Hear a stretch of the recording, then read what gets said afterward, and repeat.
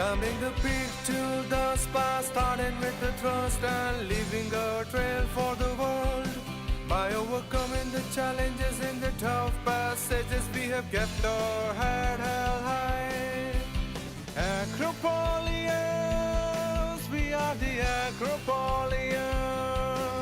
On a journey to the stars, we are the Acropolians.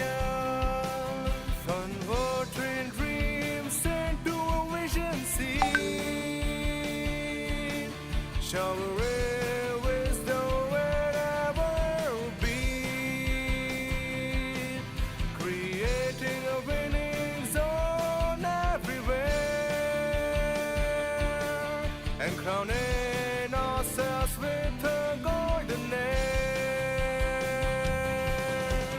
Acropolians, we are the Acropolians. Acropolians, we are the Acropolians. Acropolians, we are the Acropolians. Acropolians, we are the Acropolians.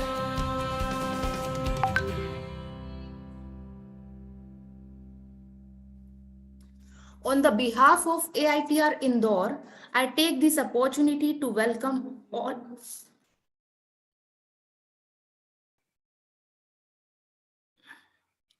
On the behalf of AITR Indore, I take this opportunity to welcome all our guests and participants to this national workshop on research and publication ethics, which is the extremely relevant topic of the times.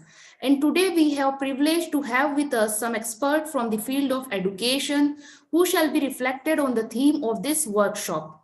However, before we begin and keeping with the tradition of our cultural inheritage, we will begin with the blessing of Goddess Saraswati.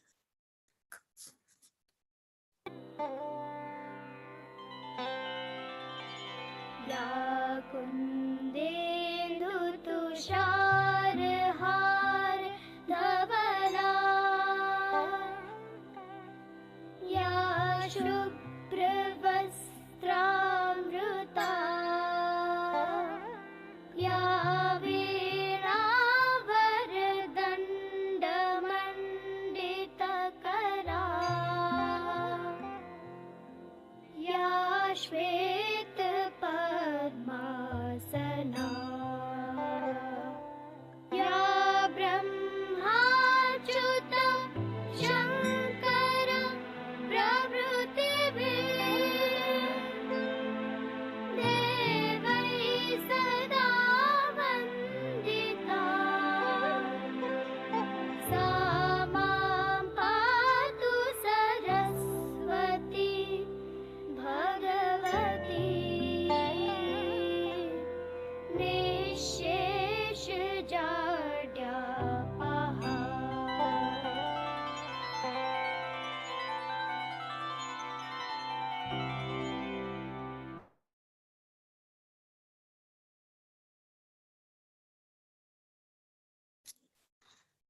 Thank you for making us to feel the presence of God Almighty.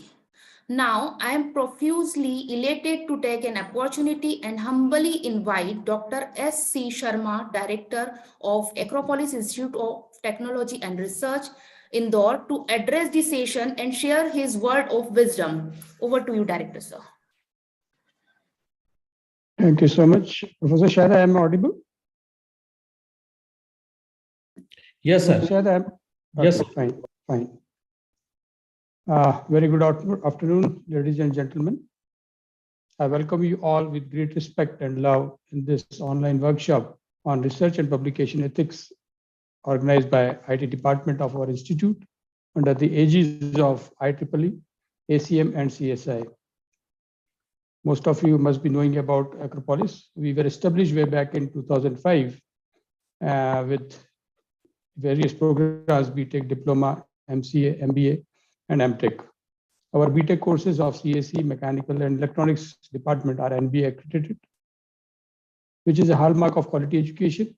We also made a position among the top 50 institutes of India in ARIA ranking, and also received a top position platinum rating in AICTE CI survey last year. In addition, we have also received 5-star rating in Institution Innovation Council, IIC, by Ministry of Education, Government of India, and recently shortlisted among the 50 institutes of India to receive the grant to establish Idea Labs. Keeping it short, as on today, and for last so many years, we are the most preferred destination for the prospective students to pursue their higher studies. I welcome Dr. Anurag Srivastava from IITM Gwalior, Dr. A.K. Jain from NIT Agartala, Dr. Pankaj Mishra and Ms. Divya Gautam from MIT University Gwalior, and also, and at the same time, thanks them for accepting our invitation to be today with us for their speech and sharing their experience with us today. Now, without taking much of your time so that we can listen to the experts who have joined us, I appreciate the efforts made by Professor Prashant Lakkadwala, head of the department, IT department, Professor Shahida Khan, the coordinator, and all the faculty members of IT department to organize this program for the benefit of teaching fraternity. Last but not the least, I'm thankful to the management of Acropolis for their continual encouragement and support to organize such important events and programs. Now, without taking much of your time, I once again welcome you all. Over to Master of Ceremony. Thank you so much.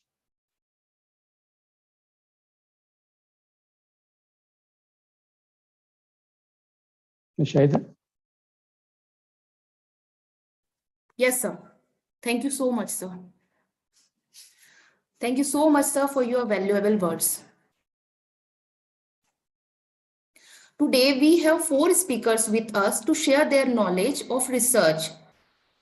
To begin with our speaker, I would like to give brief introduction of our first speaker.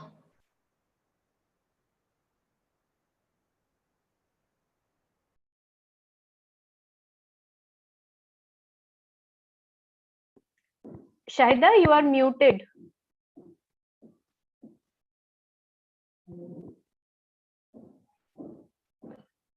Shahida, you are muted. Please unmute yourself.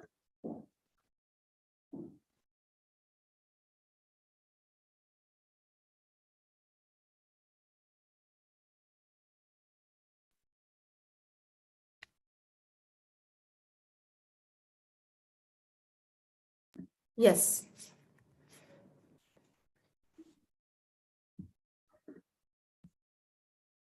Now, today we have 4 speakers with us to share their knowledge of research.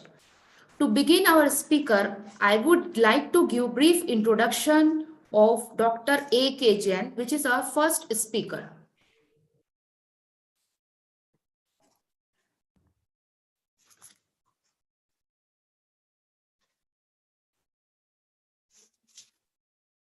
Dr. A.K. Jain received BE from Government Engineering College, Jabalpur, and MTech and PhD degrees in Electrical Engineering from Indian Institute of Technology, Kanpur, India. He is currently working as an associate professor with the Electrical Engineering Department, National Institute of Technology, Agartala. Before joining NIT Agartala, he rendered his services at Rustam JI Institute of Technology, Gwalior, as a faculty of Electrical Engineering, HOD Electrical Engineering, Dean Academics, and officiating principal. Dr. Jain conferred with POSOCO Power System Award 2014 for doctoral research work. He's also received Madhya Pradesh Counseling of Science and Technology and Srijan Award for Academic Excellence. Dr. Jain published about 35 research papers in international, national journals, conferences, and 3 book chapters. He also published 1 book on demand response in modern power grid. His current research interests include power systems, restructuring, demand response, electric mobility, AI, and IoT applications to smart grid. Now, I would like to invite Dr. A.K. Jain for his valuable words.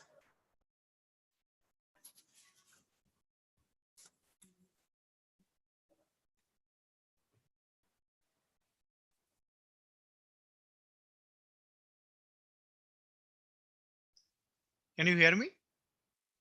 Yes, sir. So, good afternoon, one and all. First of all, I would like to pay my sincere thanks to the Acropolis Institute for giving me an opportunity to interact to you all. And I also would like to congratulate you all for organizing such an your workshop in such an relevant topic. And my topic is the research publication misconduct. So I'm just sharing the screen. Just wait.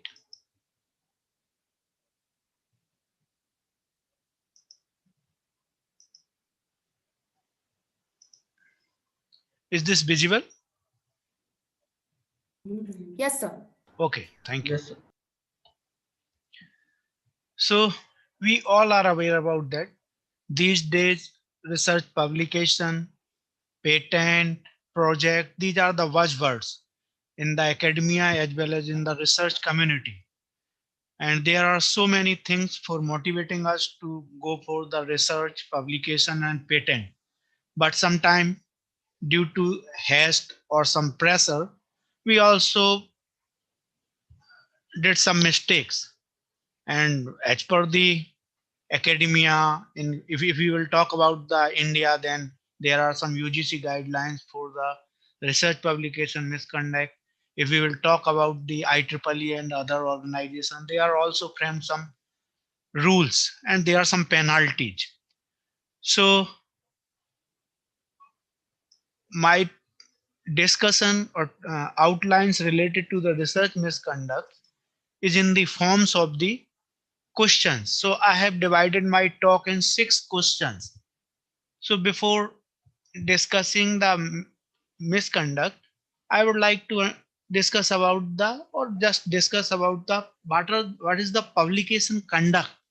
If we are aware about the publication conduct, easily we can understand the publication misconduct. Then why research publication misconduct occurs? Why research publication misconduct matters? Consequences of research misconduct as per the UGC guideline, then how to prevent research misconduct. So very first thing, what is research publication conduct? So it is nothing. It defines it if you are publishing your research, keeping in view the regulation, guidelines, some codes or norms decided by the various agencies like IEEE, UGC, or some other academic or research organizations, and we are publishing the reliable research results, and then we can say our research is a very, you can say, original and genuine. But as we are aware about that, due to some issues or pressure from the institute or to get the degree very in a fast way, always there are some mistakes. So I have divided the research publication misconduct. What is the meaning of that? So this is in the question form. So fabrication, falsification, plagiarism, and violation of the authorship rules in proposing, performing, reviewing research, or reporting the research result. It comes in the form of research misconduct. Right. So we will discuss one by one what is the meaning of the fabrication of the result, falsification of result, what is plagiarism, and violation of authorship rules. So here, research misconduct is broadly divided in 2 parts. First is the misconduct that distort the scientific knowledge. So fabrication and falsification comes under that part. Then misconduct that mislead the scientific communities, plagiarism, authorship, and duplicate publication. Right? So fabrication. Fabrication is the reporting of non-existing data or information. Likewise, if someone is performing the experiment and data is coming in sequence, I suppose that 10, 20, 30 and 50, but for better result there is a need of 40. Though 40 is not coming, or it is not exist, even then the researcher is including that number. That is called the fabrication. So fabrication of data or fabrication of result, right? Then second is the falsification. Falsification is the alteration of the results. So like that, if the as per the existing research, somebody told the our efficiency of the system is 92%. Just for publishing our paper, if the researcher is claiming 93%, though it is coming 91%. So this is the falsification, is the alteration of the observed result. So whatever results are coming, but the researcher is giving some another result, so just show the better performance. So this is the falsification, and intention of falsification to improve the results or removing results that do not fit the hypothesis, right? Then plagiarism. So this is a very very popular bird. Everybody is aware about the plagiarism, and there are n number of softwares for checking the plagiarism also.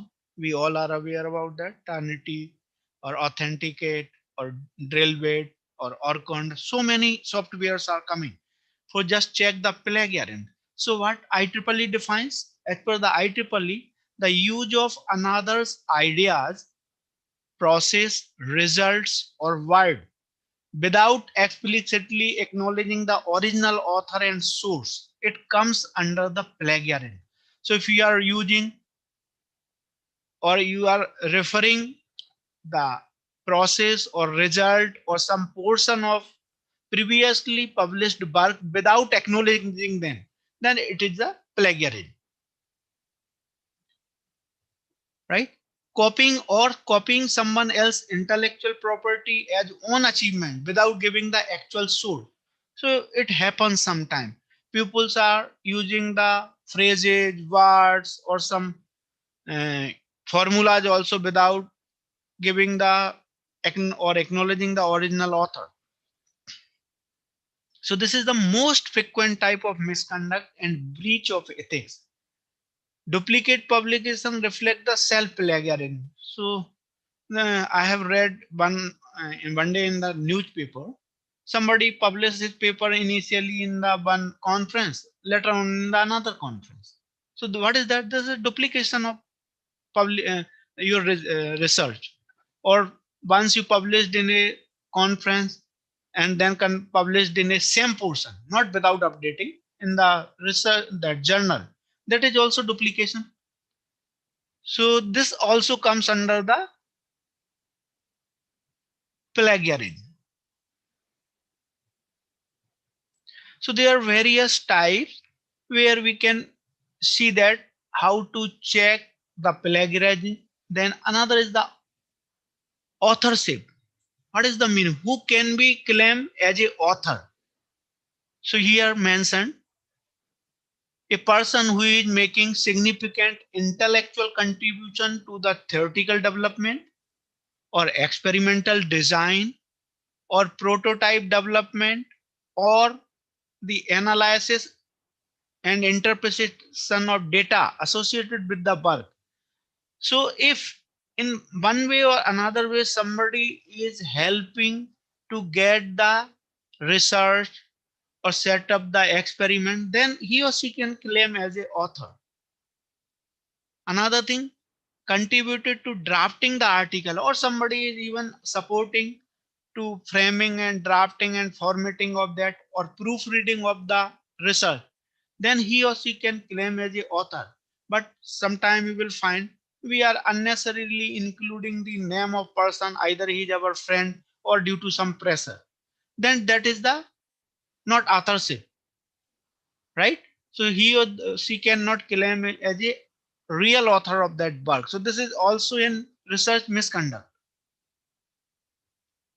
So what are the reason of this research misconduct?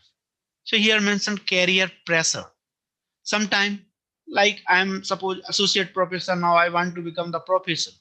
So for just get the professor, promotion of professor or upgrade as a professor, in haste I am doing, if I am doing a different kind of copying and other things. This also may lead to the research misconduct. Then publication pressure. Every year we publish 2 papers or 3 papers. Such type of rules are framing by the institutions or some authority. Every year there should be 2 SCI. Then sometimes it is easy, but sometimes it is very difficult. So this also motivates us for go for the research misconducting. Sometimes personal desire also. Okay, I will show I have published this year 20 papers, my total papers are 250. This is also a one cause of the research misconduct. Sloppy science, financial gain. So somewhere you will find some monetary benefit also. Some institutions these days are giving some monetary benefit because for getting in an NIRF ranking or other national frame level ranking, and they are also motivating. But the such type of activities are creating pressure on the faculty or in the researchers, and this leads us to the research misconduct. Then why misconduct matters? It undermines public trust in scientific research. So people are these days, there is a fabrication of work, so nobody is interested, or people just uh, avoid the things. It corrupts the scientific records and lead to false conclusion. This is also an issue. So if you are fabricating something or doing some falsification, and in the future somebody will refer, definitely whatever product or process will come, that would not be the good for the society. And it is but what is the problem with research misconduct? Till now no country is able to find out the regions of the, or there is no tool to find out the men misconduct. So this is the difficulty to the recognize the misconduct. Now, as per the UGC, there are some penalties are proposed if somebody is doing the research misconduct, and those penalties are labeled level 0, level 1, level 2, level 3, and these penalties are for the student. So if a student publishing a paper on a technical report and similarity is up to 10%, then minor penalties or no penalty. 10% is acceptable actually these days. But in level 1, if similarities are falling between 10 to 40%, such students shall be asked to submit a revised script within a stipulated time period, but not exceeding the 6 months. But if similarities are above 40% and below 60%, such students shall be debarred from submitting a revised script for a period of 1 year. And level 3, if similarities are more than 60%, such student registration for that program shall be cancelled. Right? So, as per these penalties are proposed by the UGC. So source is the UGC, and for the student, so 10% acceptable, up to 40% revision, and that revision may be suggested. Later on, some strict penalties are there. And for the faculty members also again, so up to 10%, no penalty, but if again 10 to 40% shall be asked to withdraw manuscript. But if similarity is more than 40 to 60%, there are some provisions. What is first one? Shall be asked to withdraw manuscript, shall be denied a right to one annual increment. So monetary fine is also there. Shall not be allowed to be a supervisor to any new masters, MPhil or PhD student for a period of 2 years. So there is a that financial fine is there. Then there is a sanction not for not supervising or not registering for as a supervisor for a period of 2 years. If similarity is more than 60%, then each and everything is same except to increase successive annual increment may be stopped, and that not guiding the period may be enhanced for the 3 years. So the penalties are for the faculty or research, those are in the research scientist. So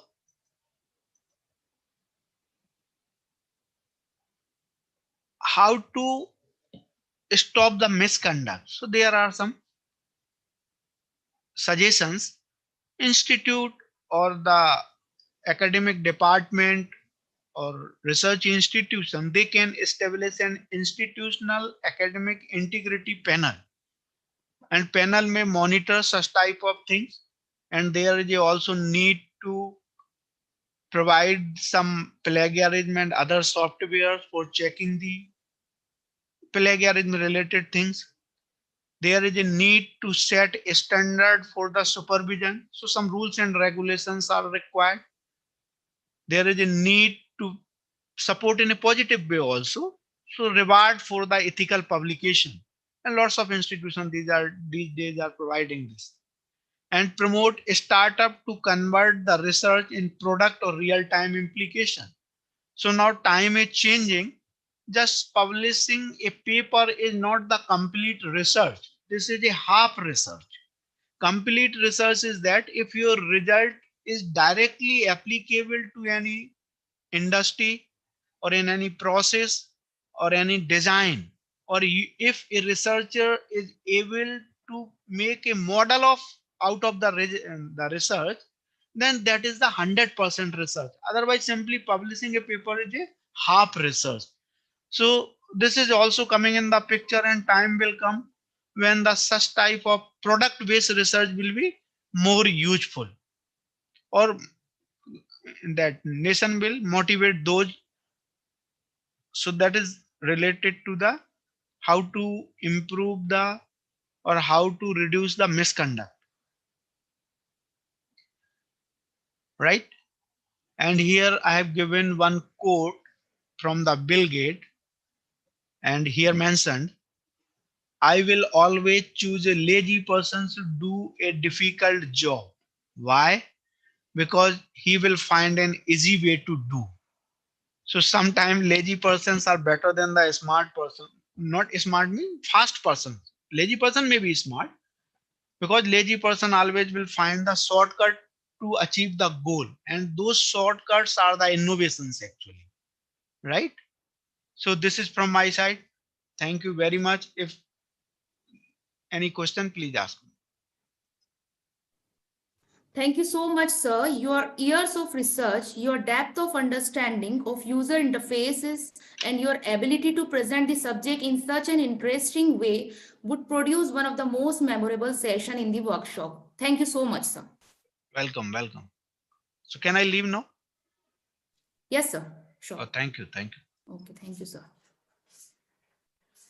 Now, our next speaker is Dr. Anurag Srivastav, sir. Before inviting him, I would like to introduce the sir.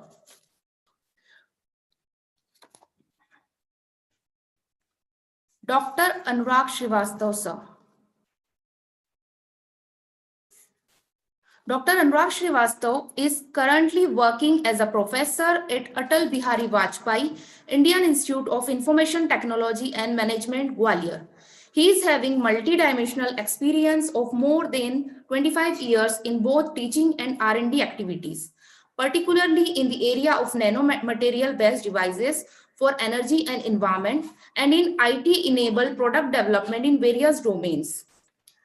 He is awarded as MITI has awarded him with a project for entrepreneurship and startup promotion under TIDE scheme, through which he has nurtured 22 plus startups. He has been awarded as a Young Scientist Award by Council of Science and Technology, Government of MP, E-Excellence Award in E-Governments by MP Government, TGMC Award as a Best Mentor in State category by IBM India, and finalist for NASSCOM ICT Honors by NASSCOM Foundation. He has filed 4 patents in the area of nanotechnology, IoT, biotechnology. He is active and honorary member of various scientific communities like MRSI, IAPS, IOP London, IACSIT, IEEE, TMS, TMCS network, etc. Now I would like to invite Dr. Anurag sir for his valuable words. Over to you, sir.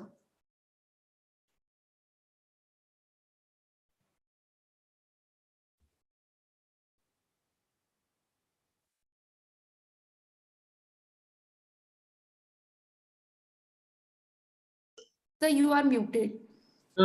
Okay. Okay. Am I audible now? Yes, sir. Good.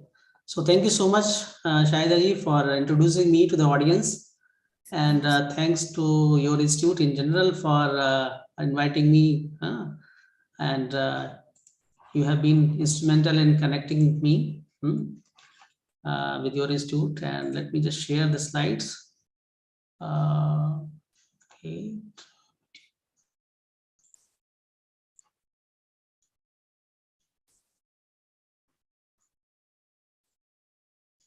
So the slides are visible. Can you see the slide?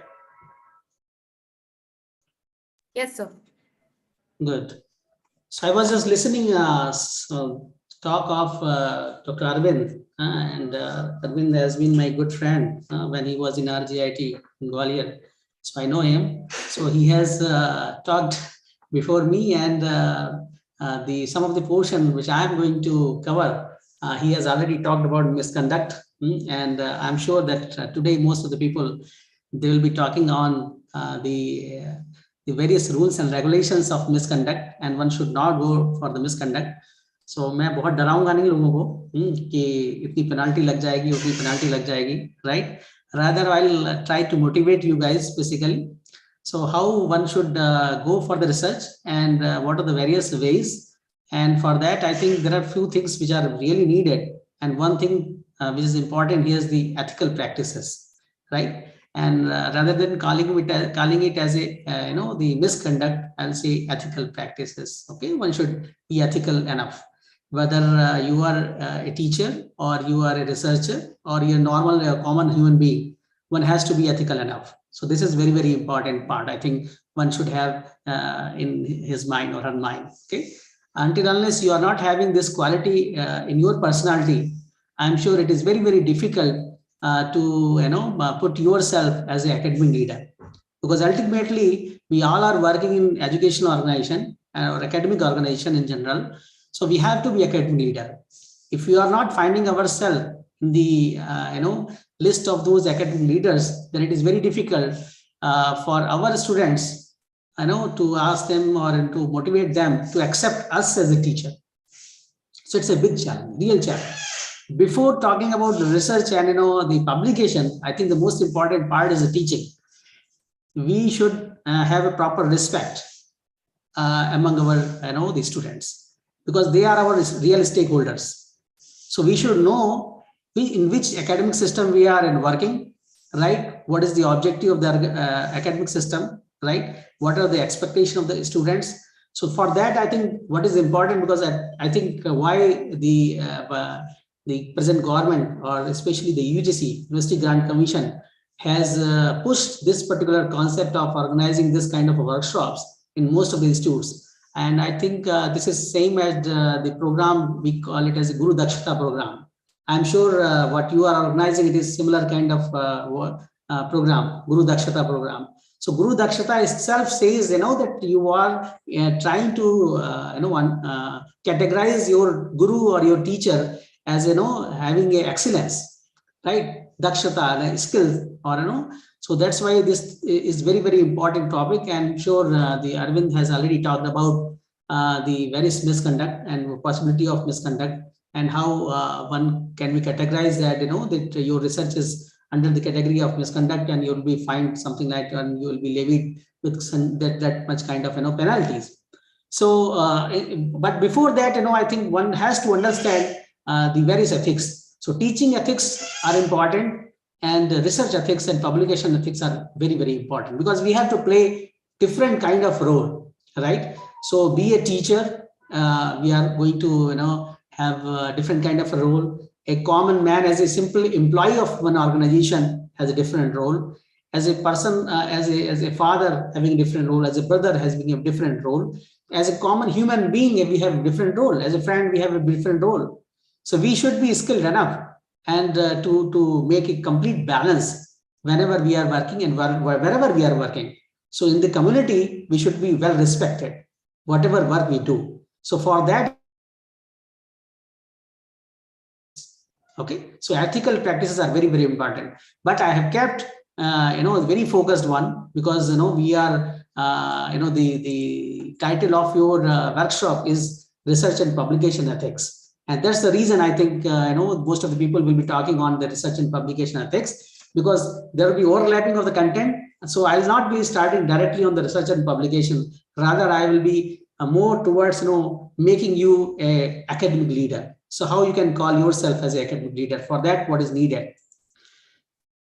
Government of India, when they conceptualized this program of Guru Dakshata, so they were having two things in their mind actually, because they are trying to implement new education policy in 2021. Okay, so whenever they entered with the new education policy, what they want, it doesn't mean that before new education policy was introduced, people were not interested in making their teacher academically excellent or innovative enough, and their teaching skills should be innovative enough.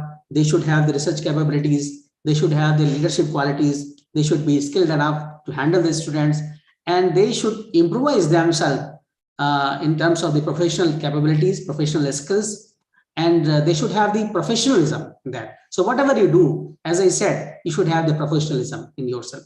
If you don't have the professionalism, then whatever I think Arvind has talked about, the respect. So respect will come only when your behavior will be a complete professional behavior. Okay, should not be like sometimes you have to play the role of a team member, sometimes you have to play the role of a leader. So you have to make a balance on that. Okay, you cannot be a Hitler. So for that, I think many times you must have seen most of the institutions, they are organizing various orientational workshops, right? And just to not to enhance their the subject skills, but also at the same time teaching skills, how to improvise the teaching skills. So ultimately, the goal of the University Grant Commission is basically, or the organizer of your workshop is basically how to improvise those professional skills or professional capability in you as a teacher, as a faculty, so that you can deliver your best, right? Whatever the best is available with you and in your surrounding. And you have to collect all those things together, and so that you can give a quality learning. So yes, your learner should be happy, right? And the key to achieve these two goals is basically through the ethics only. So ethics is in everything, whatever you do as a guru or as a human being. I always, because we believe in Hindu mythology, and our country has seen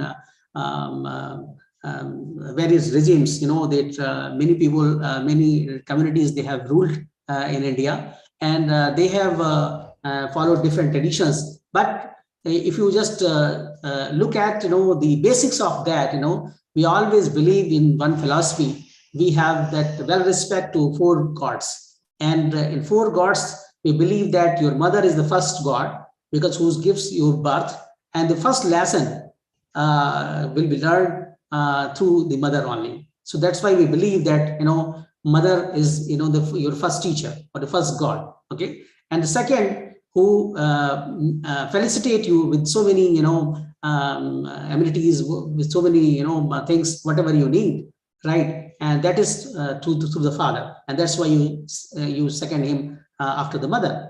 And then comes your teacher. A teacher is also, acharya is also very, very important in your life, because he when you start growing, the role of mother and the role of father is of course it is required, but at the same time the knowledge about the subject, knowledge about the surrounding, knowledge about the community is becoming very, very important. So for that, I think the role of teacher becomes very, very relevant and very important.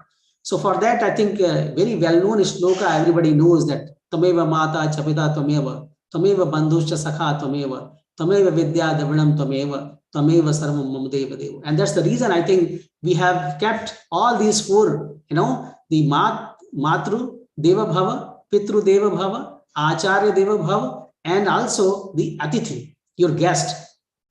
So all these have been categorized as the four gods, right? And that's why, and from each one of them, you are getting, knowledge. And in Indian culture, I'm sure one shloka is also very, very important, where we give a special respect to our teachers or the faculty. And very well-known mantra is Guru Brahma, Guru Vishnu, Guru Devo Maheshwara, Guru Sakshat Parabrahma Tasmai Shri Gurave Namah.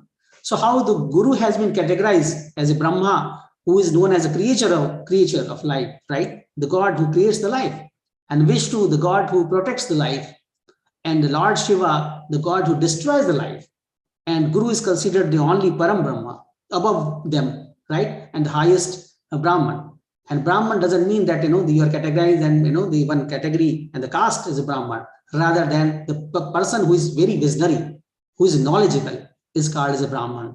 And who has more strength, wisdom, and power should be called as a Brahman. So that the last four words of this shloka state that I hereby bow to such a great and powerful Guru. So you have seen that, mata is important, mother is important, father is important, your guest is important, but above all, who is most important is your Guru as the teacher. I think that's why I think a lot of responsibility comes on your shoulder. So whether you as a teacher, teaching to your student in the classroom, you as a teacher working as an employee in an organization, so how you are behaving, you as a teacher, as a colleague to your, as a human being to the colleagues working in your organization, as a human being in your family, in your community. So a lot of role you have to play. I think if you remember this shloka in your mind, I'm sure you can define your role very well. Because I believe that this should be as motivating as possible. And if you just look at the sports, a lot of motivation comes from the sports, and they are not very educated people. Most of the time, you'll find they are not educated, but but they are skilled enough. They are skilled enough, and they have a different kind of a goal in their life. And one thing which is very important, I'm just quoting one statement of a very well-known Brazilian footballer, Pele. When somebody has asked him that what is the mantra of life, so he responded very nicely. He said, success is no accident. Success will not come through accident. It will not come by chance. It is a kind of a hard work you have put in. It comes through perseverance. It comes through learning. A lot of learning is required. A lot of studying is required. And at the same time, a lot of sacrifice. And as a teacher, I think, a lot of sacrifice you have to make. And most of all, love of what you are doing or learning to do. So you have to respect the people to whom you are teaching. You have to give respect whatever you are teaching, right? So these things are very, very important. So most of all is love of what you are doing or learning to do. So this was a very great statement given by, Pele, and it motivates many of us. And that's why I thought of, though he was not a teacher, but he has given a very right statement. And if you just translate in Hindi, it's safalta koi sahयोग nahi hai. It is not, never comes by accident. ये कड़ी मेहनत, लगन, सीखना, पढ़ना, त्याग करना, and सबसे बढ़कर जो आप कर रहे हैं उससे प्यार करना है. So you have to love whatever you are doing, wherever field you are, whichever field you are, whether you are a teacher or not. But you must have the passion. You must have the respect to the work you are doing. And that's why I think the current education system is like a mess. And before new education policy has entered, right? And still, I believe it is a mess. And understanding educational system is very, very difficult. Very, very difficult. Because if you talk about education, there are a lot of buzzwords. If you talk about the school education, we talk about the primary education, if you talk about higher education, even higher education, if you talk about technical education, you talk about professional education, everywhere you'll find, the system looks like a completely different kind of system.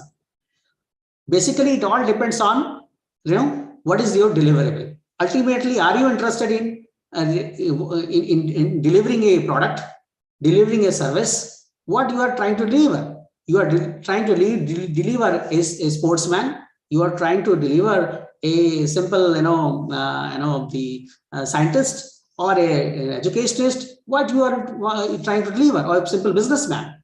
So accordingly, the complete system, has to be, revised. And that's why a lot of buzzwords in the market. And I just kept all those buzzwords somewhere here. And depending upon, the deliverable, ultimate objective, you have to devise the curriculum. So this part is very, very important. What is your curriculum? And on the basis of that, you have to define the complete education system. So various definition, if you look at the literature, you'll find various people, they have given different definitions of the leadership qualities or academic leadership. And I just quoted some of them here. And Rees Medved, he says that, educational leader should practice critical thinking. Very, very important, critical thinking. Why I'm saying critical thinking? You have to do the risk analysis. As a teacher, when we are entering, because it is not one-way communication these days. It is not one-way communication. So what I'm going to deliver in the class is very, very important. We have to be ethical enough. Empathy, collaboration, and flexibility. The most important part is the flexibility. It's very, very important. It is not one-way communication. We have to be flexible enough. That many times it happens, that students are asking something and we have learned something, but we don't want to make any, allow any argument from the student side. So many times it happens that you have to be flexible enough to accept the ideas of others. So, and you'll accept ideas of others only when you are flexible enough. So in a variety of work environment and with a variety of people, because in India, when you are working with in international organization, even in India, you'll find the people coming from different religion, from different language side, from different background, right? And if I'm saying different background, in India, you have caste and culture, different culture. So diversity you'll find. Then you have to make a complete balance. And if you're not flexible enough, then it is very, very difficult to make them happy. Because ultimately, if your customers are not happy, there's no meaning of, calling you as an academic leader, right? You can be a Hitler, but you cannot be an academic leader. Educational leadership creates a vision of academic success for all the students. So in your classroom, I'm sure you will be having a category of a student. Only 10% of the class students will find their top 10% student of, for whom you have to, make a different kind of effort. They are very good student, right? But 70 to 80% students are average student, and 10 to 20% students you will find they are below average or sometimes very poor student.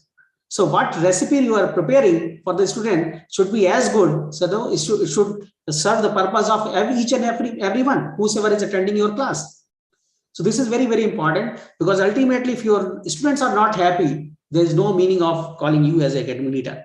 So this is important because there has always been a historical gap between the students, as I said, on different socioeconomic levels and high and low achieving students. And educational leadership delegates responsibility to others. So it's very, very important. You should feel the responsibility on your shoulders. But for that, what is most important? The most important part is basically that how you are visualizing your academic system. Very first thing that you should give few answers. That who are your stakeholders? Of course, this term related with the business, but stakeholders normally comes who are the beneficiaries, basically, who are directly or indirectly getting benefit out of the system.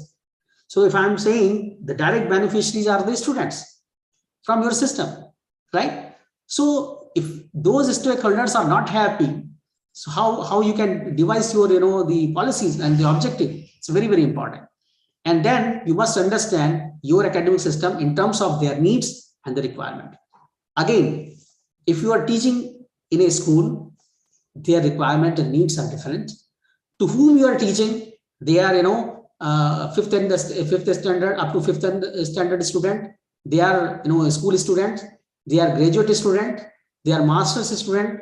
They are research students, or they are professional course students, or they are students who are basically of certain age. Let's say some people who really interested in learning something and they have crossed at the age of 50.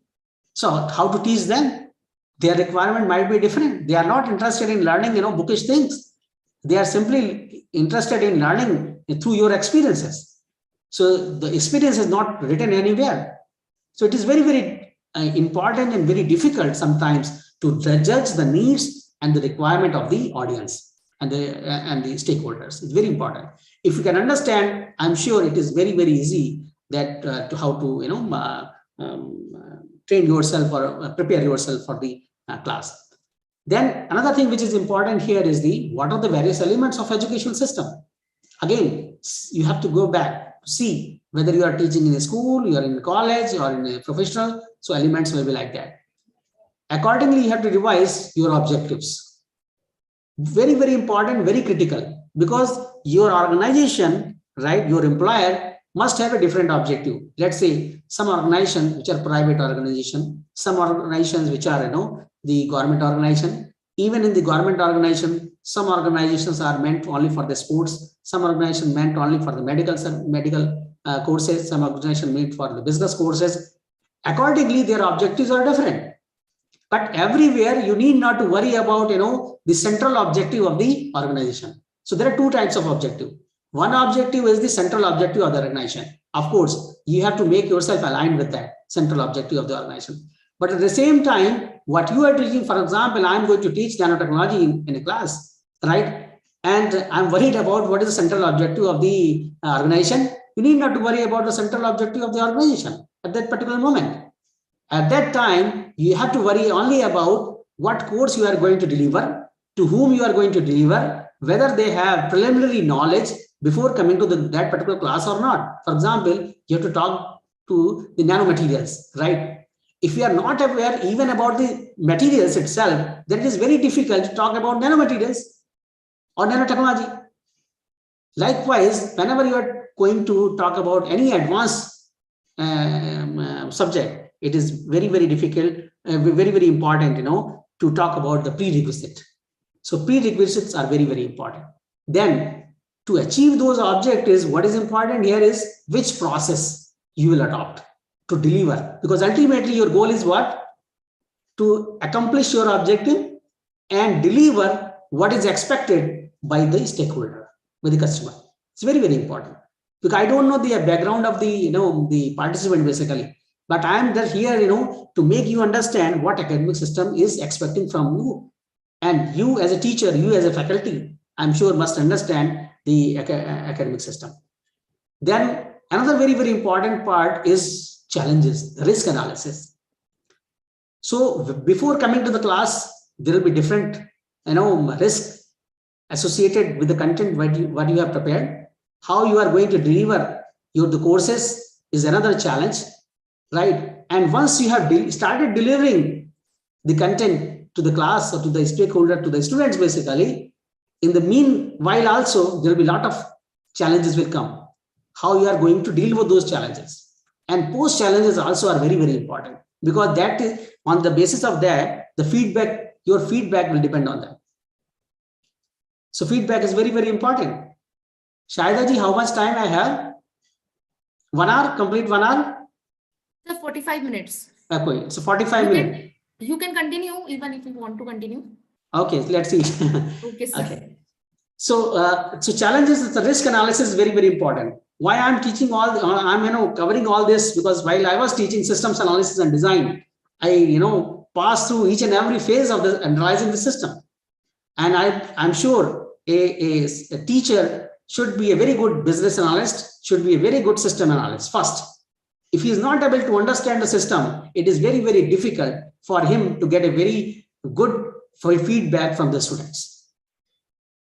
So until unless you are not aware about the academic system, you are not aware about the stakeholders, you have not judged properly the requirement of system, you have not devised proper objective of the system, you have not understood which processes are important, which need to be covered, which need not to be covered, and risk associated with that during the process, before and pre or post challenges, it is very, very difficult to make your lecture excellent one, or some innovation you can contribute, make in your delivery. But here, I think the most important part for any faculty is there are three things which are important normally. Of course, when you have got appointment in your organization, we believe that you are a very good subject expert, right? You are a very good subject expert. You must have subject skill. Now, what important is not only that you should have a very good subject skill. You should know how to deliver it, right? How to deliver it. I have seen many people, they have very good background, but they are not very good teacher. So, and some people, they don't have very good, they are not top 5% people of their classes. They are mediocre, they are average student, but they are very good teachers. So it all depends upon your delivery, what content you have prepared, and how much it is reaching, to the audience. Basically, it's very important. So the people skill is very, very important besides the subject skill, and also the technical skills are very, very important. So three skills: the subject skill, and we can call it as a subject as well as managerial skill, how to manage the people, and the technical skill, because these days maximum technologies we are using as a props as a teaching aid. But besides the subject and the technical skill, the most important one is the people skill, and it is directly related with the stakeholders, right? Because ultimately you have to make them happy. Your customers must be happy. So how your customers will be happy until unless you are not able to answer these questions? So what you are going to deliver, right? Where you are going to deliver, for whom you are preparing the content, and which processes you have adopted to deliver, and why you are interested in delivering this particular class, this particular lecture. Do you have any background? Do you have any experience on this? I remember one, incident when I was given a responsibility of teaching one course of solid state physics in Sweden when I was doing my postdoc in '99. And my class was a mixed class, and the students from different streams, they were there. Students from graduation, BSc students were there, BTech students were there, master's students were there, some students from the research scholars were there. It was a mixed class. And I was supposed to teach one subject called solid state physics. And I followed one book of Ascott and Marmin. I had never seen that book when I was in India.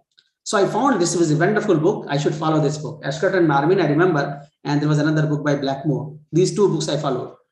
And it was in '99. So I was not used to using these PPTs and all that. People were not using PPTs. And people were mostly using the overhead projectors. So the most popular method of teaching was basically on the blackboard or whiteboard. And also another method was the transparency. So I was using that. I remember that when I put my second or third slide, I remember one student, she stood up and she asked, Anurag, are you going to follow Ascott and Marmin? You can understand that what will happen, what has happened to me at that time. My situation became very awkward because I couldn't realize that how this girl has recognized that I'm going to follow Ascott and Marmin in my complete lecture. And this is only the second and third slide. So why you are teaching, this is very, very important, and to whom you are teaching. So you must read the content, you must read the audience before coming to the class. It's very, very important. So that motivation is very, very important. And that command and the confidence is very, very important. And that girl, when she asked me that why Anurag, you are teaching this subject, do you have any background of solid state physics? Then I said, yes, I have the background of solid state physics. Then she said that, what kind of background you have you done any research work in the solid state physics? Then I said, yes, my PhD is on solid state physics. Then I said, okay, you have solid state. Can you speak about your PhD work? before talking to us about talking to us about this particular course of solid state physics. 2 hours completely I talked about my PhD work, and after that I remember there was complete pin drop silence in my next 15 lectures, and of course there were questions answers, but there was no disturbance because the students were satisfied. They know that the person on the other side is knowledgeable enough, and if our time is not going for waste. So this is very, very important. The people, that's why people skill is very, very important, because for them only, you are developing the content, you are going to deliver the content, and they are, the people who are giving you the complete publicity, right? And your marketing will depend on these people only. Okay. So that's why these things are very, very important as a academic leader. Now, if you talk about the education system, again, this cartoon, is not simple cartoon. It gives many things. You as a teacher, your role as a teacher is very, very important, right? And in audience, who are among these students, the participant. Like, for example, I may get in this kind of FDPs and faculty development programs, people from science background, people from management background, people from, the commerce background, people from medical background, people from sciences, applied sciences background, or people from computer science and the electronics background. So different stream of the people will be here. So while you are covering a common content, so what is the method you have adopted, how you have designed the content is very, very important, right? And the most important is not only the delivery, but the most important part when you are evaluating these people. So when you are evaluating, that's why I think the Albert Einstein has said, when he was trying to define the education system, he said, everybody in your class, right, in your audience is a genius. But if you judge a fish by its ability to climb a tree, it will live its whole life believing that it is stupid. So you have to define your role, right? That to whom you are judging, or you have to make a balance of that. So when you are preparing a questionnaire or question paper, is very, very important that it has to have something for each and every one, right? So there are 4 pillars. That's why for every faculty, there are 4 pillars of learning. One pillar says very important that you should be smart enough to learn anytime whatever is needed, what is required for your class. So it is called as meta learning, learning to learn new skills or adapt to new environment quickly. It's very, very important. And second pillar is also very important, learning to do. So vocational skills are very important. Necessary to carry out a job includes digital competence, problem solving abilities, communication, teamwork, and innovation. All these things are included, learning to do, right? It's very, very important. And at least in this era, when everybody is making online lectures, a lot of electronic gadgets you are using, right? It should be smart enough. Learning to be is also very, very important, because you are dealing with a lot of human beings from different background, different culture, and they have different social and emotional skills. And the people should be self-aware.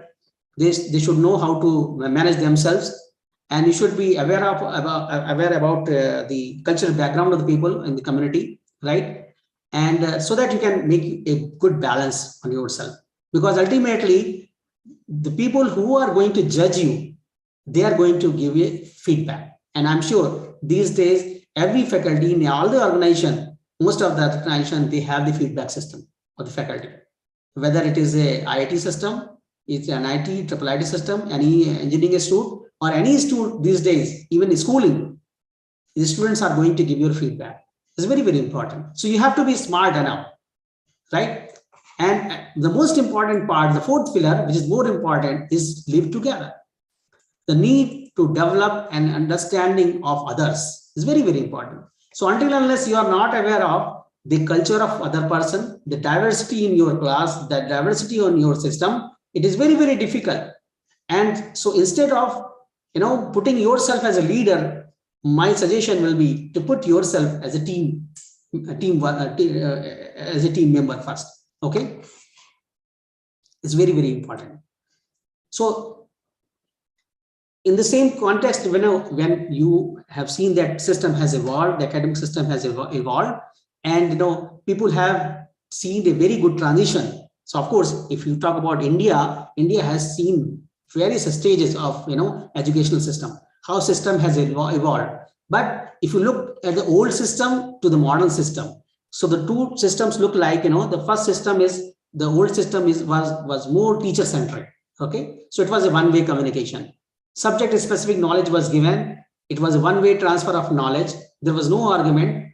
So the shishyas or the students, they are simple, just receiving the knowledge and they are implementing it without making any argument. Their guru has said, unke guru ne kuch keh diya, they have accepted as it is because guru has said. So they have complete belief in guru, that because it is not written anywhere in the book, in the literature. And it was more theoretical one. And that's why it was passive and limited. But the current modern education is not teacher centric only. So there is equal participation of teacher and the student. Rather, it is more learner centric, the student centric. Students are allowed to ask as many questions as possible. They can argue, they can give a consent on some points that they are happy with this content, or that they agree or they disagree on some argument you have given. Subject specific and skill-based knowledge these days is more important, and multi-way transfer of knowledge, various ways of communication through the knowledge. And it is not only coming through the teacher, but it is coming through the books, it is coming through the internet. Even internet also, there are various medias. They are visiting the libraries, they are reading the newspapers, so many channels or resources they are utilizing for getting the knowledge. And sometimes you may find them, they are confused. And sometimes you may find that they are more knowledgeable than you. So that's why it should not be passive and limited one. Rather, it should be more interactive, and you have to make them engage during the class. If you make them engage in the class, I'm sure there will be no question of negative feedback. I'm sure the students will be happy. Most of the students will be happy. Only few % of the students in the class will find they are dull and they are dumb. Okay? They will not be interested in interacting with you. But maximum students, I'm sure, if you allow them, they will interact with you. So the current modern system is more conceptual and more practical one. Okay, rather than the old one, which was more theoretical one. Okay. Of course, the technological advancement has also played a very, very important role in making the learners or making the student centering this modern system and allowing them to make argument. This was, I think, somewhere, if you look back to the Indian education system, 1000 BC, it was that system, and the system has been evolved. And what we are seeing in new education policy, even this picture has been changed. They are not only with the slates, rather they are with the laptops and iPads and the mobile phones. So the current education system has seen a complete paradigm shift, right, from the old system. So it doesn't mean that old system was completely bad. So the system has evolved, because in India you have seen many rulers, they came. Some of them, they were in India. Some of the rulers, they came from outside India, and they have different philosophy. So they have, so our education system has evolved, and it has seen a different kind of philosophy. So if you look at the philosophy, there are people who are believer in the self-realization, okay? And this was called as a Vedic education system. And there was a system we call as a Gurukula. So there was a Vedic period, and there was a one-way knowledge sharing was there. And then, there was a time when Siddhartha Gautam was a king, basically. And he roams the streets of his kingdom. And he changed his mind, and he went for the liberation from the worldly pleasure. He believed that, what should be the ultimate aim of the life. And Buddhist education, it entered in India, and because they were believer in that worldly pleasure is not required. It is not of no use, right? So this was one system. And after that, people have believed, many, as I said, many rulers, they entered in this country, and they have their different philosophy. Mughals, they entered, they have different philosophy of, evolving their education system, Indian system. Christians, they entered, they have their own philosophy. And, because what we have seen in India before the independence, we have seen the British Raj, British India, and they have their own philosophy. So in their system also, they have given freedom, but it was not that freedom, right? So they introduced the concept of classroom of a school in British India, and a new education policy, new system of education was introduced in the modern education. And after the India got independent, so people have started believing that there should be some democracy should be there, the classroom as well. We should give freedom to the students as well. But it was at a very, very intensive stage, and not very, not much, permission was given to the students basically to make the arguments. Radhakrishnan Commission was also there, and he also devised some policy, but it was mostly school centric. Okay, it was for the schools, not for the higher educational institutes. And then people have also, because we know that after independence, we realized that our country was very poor at that time. And instead of talking about the education, before that, we should talk about the food as well. And I think that's why in later stages, you have seen that, midday meal was introduced in India. And because the food was the first need before education. So along with the education, I think food was also necessary. So smart, and now what we are seeing in the 21st century is basically smart schools and smart classrooms, and the new system has been evolved. And we have seen that, the complete freedom has been given, and the complete system has been revolutionized with from the teacher centric to the learner centric. Now, though it is learner centric, but the responsibility is more on teacher, right, rather than the students. So, and now what we are seeing in modern education and the new education policy, we see that the curriculum is also very, very important. That's why you see that a lot of curriculum revision is going on. People are revising, and that a lot of committees have been formed to revise the curriculum, and a new personalized learning tools have been developed. And recently, the Indian government has approved about 1,000 courses, distance learning courses. It has been they have approved. And then you can get the credit, and those credits will be counted in your coursework. So this is a new kind of paradigm shift we have seen from the old system, or the ancient or the spiritual system or Gurukul system, to the modern and more scientific system what we are seeing right now. So to achieve all this as an academic leader, what is important, I think what the Arvind was telling about the research ethics and the misconduct. I think what is important here, we should give answer to a few questions. So I'll not go on the misconduct part. Rather, I will focus on few questions. Whether you are from science background as a researcher, you are a researcher from management background, you are a researcher from medical background, you are a researcher from any stream. But there are few things which you have to keep in your mind. Like for the first question, you should have in your mind that who has access to training, credentials, and the support needed to conduct the research. Right. So this is important. Who is going to, get the training is very, very important. And whose priorities are reflected in the research problem. So whenever you are writing down the research problem, right, out of the various research papers you have read, right, some key differences you have find out, and then you have devised one problem, right? So out of 10 problems, you have taken out one problem. What is the basis of that? How you have reached to that conclusion that I am going to attack or hit on this particular problem only. So this priority you have to decide. This is very, very important. And what assumptions, biases, or exceptions influence the research design. So various factors, right? So accordingly, of course, this is related with these science student, humanities, management, every discipline. But of course, the way of defining it will be different. Who gets to ask the question? Who gets to respond? Many times you must have seen during the management related or the humanities or social science related researches, you have find that they will be preparing a questionnaire. So questionnaires are very, very important. The most important part, for whom you are developing the questionnaires, right? Who gets to ask the questions and who gets to respond. So it depends upon the questions you are asking. Through questions only, the person can judge whether I should respond or I should not respond, right? Who or what is included or excluded from the research? Again, very important. You as a system analyst, you as a research analyst, as a researcher should decide, right? What you are going to include, what you are going to exclude, and why you are going to include and why you are going to exclude. Because you cannot include everything altogether. So you have to make a refined approach, a focused approach.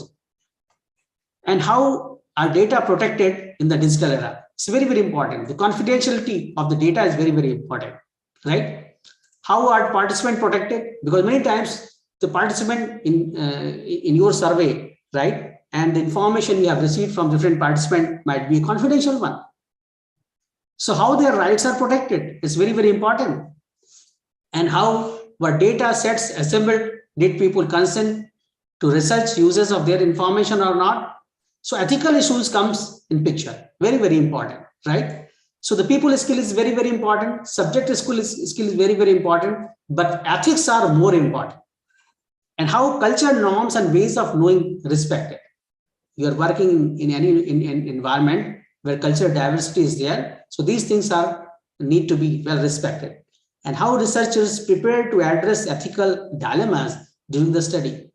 So I think, so whatever has been talked by Arvind may cover here, how are the researchers prepared to address ethical dilemmas during the study. And whenever you're going to publish your output, your results, it is not only your role as an author which is important. Sometimes you are going to play a role of a reviewer, sometimes you are going to play a role of a publisher, and sometimes you are going to play a role of an editor. So ethics is for all these four, the people of this system, right? Editors, they should also ethical enough. Authors, they should also be ethical enough. The publisher should also be ethical enough, right? And reviewers should also be ethical enough. So many times you find you have got one paper for review and you have seen it is very interesting. It's related to your work, and you have given a rejection to that paper. And you have taken some of the content you have used in your research, and you have published a new work. But this is again kind of a misconduct. I think what Arvind was trying to tell you. So these ethical issues are very, very important. And ultimately, who are going to get benefit out of your result? So what conclusion you are making? That final deliverable of the research is very, very important. So you have to be ethical enough. If there is no use of any of your finding, there is no user of your result, then this particular research has no meaning. So who benefits from finding the discoveries or new knowledge is very, very important. So keeping in mind, I think you have to come back to this point first and devise your objective, and accordingly perform your research and devise your research problems. Okay, this is what I think I have said. Authors, reviewers, and publishers, and editors' roles are very, very important, and their ethics matters a lot, because all are human beings, right? Publishers are human beings, editors are human beings, reviewers are human beings. So you have to be ethical enough as a human being first. And then you have to play the role of an author, you are as a collaborator, you are a team member, as a reviewer, as a publisher, or as an editor. Normally people say that, I'm a good person. Why should I worry about, research ethics? Yes, it is true, but there is a fixed guideline. It's true that we can't do much about the bad person who is determined to do evil things. However, research ethics is not just or even mostly about bad people doing bad things. Many times, unknowingly, you are doing a mistake because you don't know the guidelines. I think what guidelines Arvind Jain has, included in his slide is a very, very important one. Very important one. So likewise, it's also about imperfect people doing imperfect things for a variety of reasons. And some of the reasons he has shown that pressure is very, very important. And socially acceptable practice we later deem wrong. Initially, we couldn't realize, and it has happened by accident. And level wrongs that we try to justify later on and making shortcuts. I think he has also included some of the portion, and missing something, especially with new methods or technology. Because if you are working with new methods or new technology or new process or new model, you may miss something, and later on you realize something. So it is not the imperfection by default, but because you are new, so this mistake may happen. But there was no ethical issue in that. One can become involved in research ethics violation to the wrong of others. Okay, you should read others' paper, what mistakes they have done, so learn from the mistakes of others. And sometimes the right things to do just is not clear, and self-deception, other psychological tendencies are very, very important. I think this is what I think slide Arvind has used. He talked about you want to publish or you want to perish, and these pressures are very, very important, right? आपको कह दिया गया कि 2 SCI publications are very, very important. अगर 2 publish नहीं करेंगे, you may lose your job or you may lose your increment. So, but it doesn't mean that you should compromise with the ethics और आप किसी का डाटा चुरा करके और publish कर दें, right? So in that way, you are, somewhere, putting yourself in the parish. Maybe not at that time, your institution may realize that you have copied this content from somewhere and you have seen that what kind of guidelines are there. So likewise, a number of pressures will be there, but all of these encourages shortcuts and misdemeanors. Okay, and so they will create some kind of problems, but this may come across in the life of in the journey of any researcher. Okay, in their job. And moral foundation for research is also very, very important. Doing good for humans depends on, of course, what kind of research you are doing. Doing good for humans or for animals, the planet, future generation, by the pursuit of truth and knowledge. Okay, when you are in search of truth or in search of knowledge, right? So you have to keep in your mind who are the ultimate beneficiaries for whom you are doing this all. And our duty is to respect each and any individual. Our possible duties to animals are very, very important, and ultimate our obligation to the society or the community, right? Is very, very important. So very ethical guidelines stemming from the research as the pursuit of truth. Like, there is well saying the truth, how to define a truth. You have to be honest enough about your research. The whole truth says that the omission of parts of research finding might constitute research misconduct or violate other moral norms. I'm sure this has already been talked about, during the lecture of Arvind. And so I will not focus much on this part. I think fabrication, falsification has already been talked about. So he has also given few examples of how people are manipulating a falsification kind of thing they are doing. They're manipulating the data of others, like whether data is available in the form of images or data is available in the form of numerical values. People are manipulating those things. And also many times you must have seen that the authorship part is very, very important. I'm sure in one of the slides Arvind has included that who can be the author of the paper. Right, and this comes only when you are working in collaboration. Okay, many people are working in your group. So who should be given the first authorship? Who should be given the second authorship? Okay, likewise.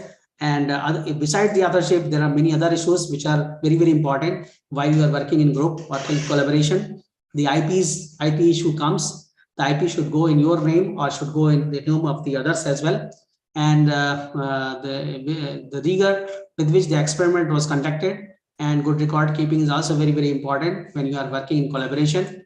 And accurate calculations are very, very important in each and every member who is a part of the group. And when you are working in a collaboration, you can define the role. So many roles can be played. You can be the mentor of that group, lab chief. You can be the program director. It can be a technician. It can be a student, a postdoctoral fellow. It can be a graduate student. He can be or she can be undergraduate student.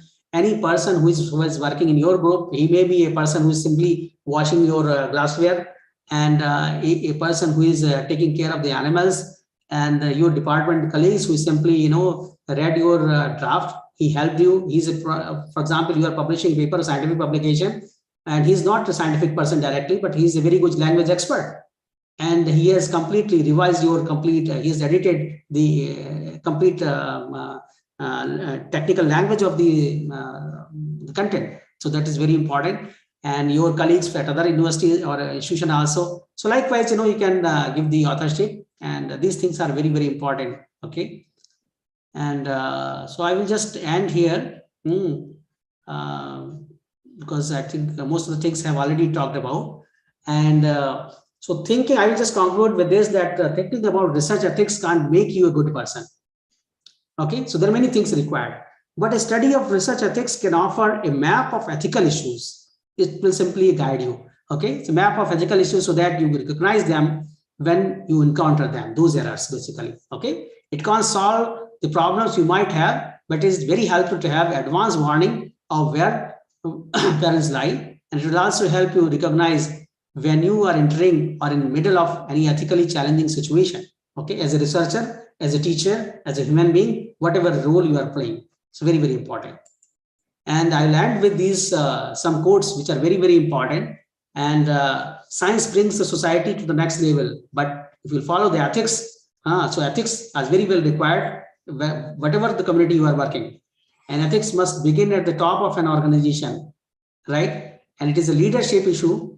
And the chief executive must set an example.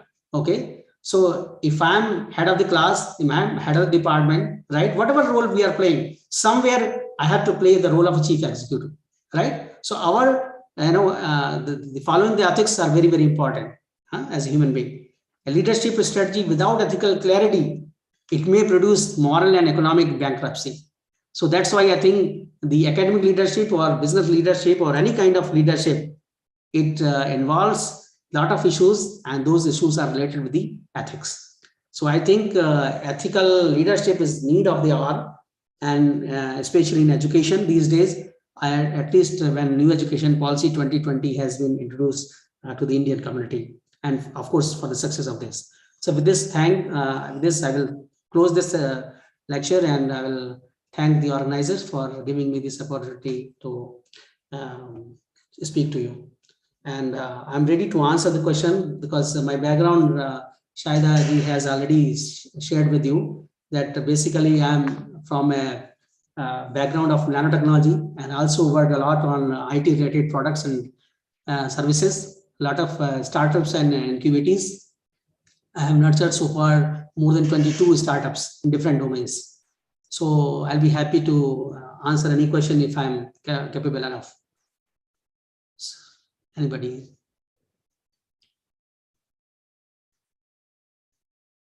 Thank you so much, sir, for speaking to the National Workshop on Research and Publication Ethics, and many more important things which will helpful for the participant for their research work.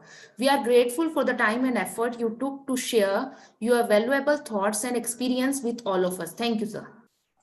Thank you. Thank you so much. Thank you.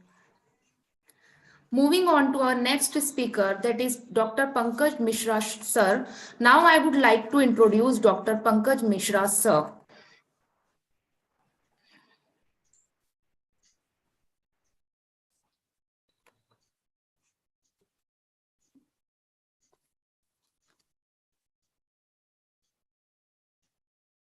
Dr. Pankaj Mishra is currently working as a professor of applied physics and central PhD coordinator, Amity University, MP.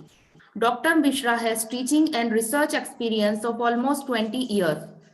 He is pursuing DCS from Barkatullah University, Bhopal, and he completed PhD from Rani Durgavati University, Jabalpur. His experience in different domains of physics and electronics has produced number of international and national publications, include the regular referred papers in journal, conference, seminars. He had published 70 research papers in international journals, SCI and Scopus, and in proceeding of national and international conferences. He had received gold medal for his meritorious performance in post-graduation. His research interest is electret and thin film technology in the field of microelectronics. He has filed 15 patents and completed one research project funded by MPCST Bhopal.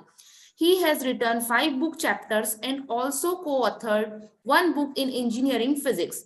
Under his supervision and also co-authored one book under this supervision, 2 PhD has been awarded and 4 research scholars are working in the area of microelectronics. He is reviewer of many SCI and Scopus General.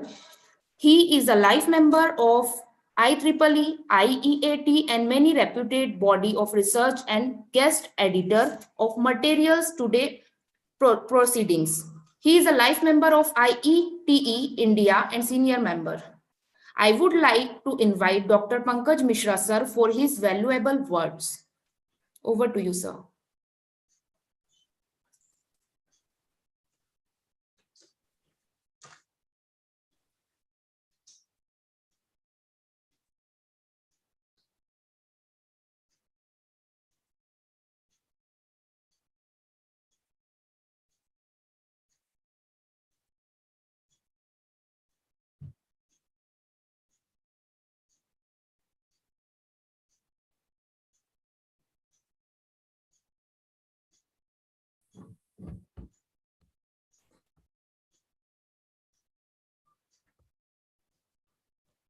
Thank you very much, ma'am. I am audible now. Yes, sir. Respected the dignitaries of the Acropolis College, thank you very much for inviting me. And I am also thankful Professor Anurag Srivastav sir for mentoring me and guiding me research ethics and all. So in a research ethics, the basic part that is required of your guru. So because of your guru, you just try to move in a right direction. So the path convey the direction is required. So in this connection, I am fortunate enough during PhD, I guided by my supervisor, and during my academics, the overall impact guided by Professor Anurag Srivastav.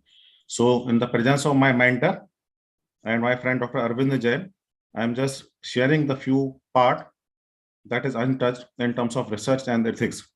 However, the complete journey of research, which starts from A to Z, that is already conveyed by Professor Anurag Srivastav sir in the live session in a particular way in which research required.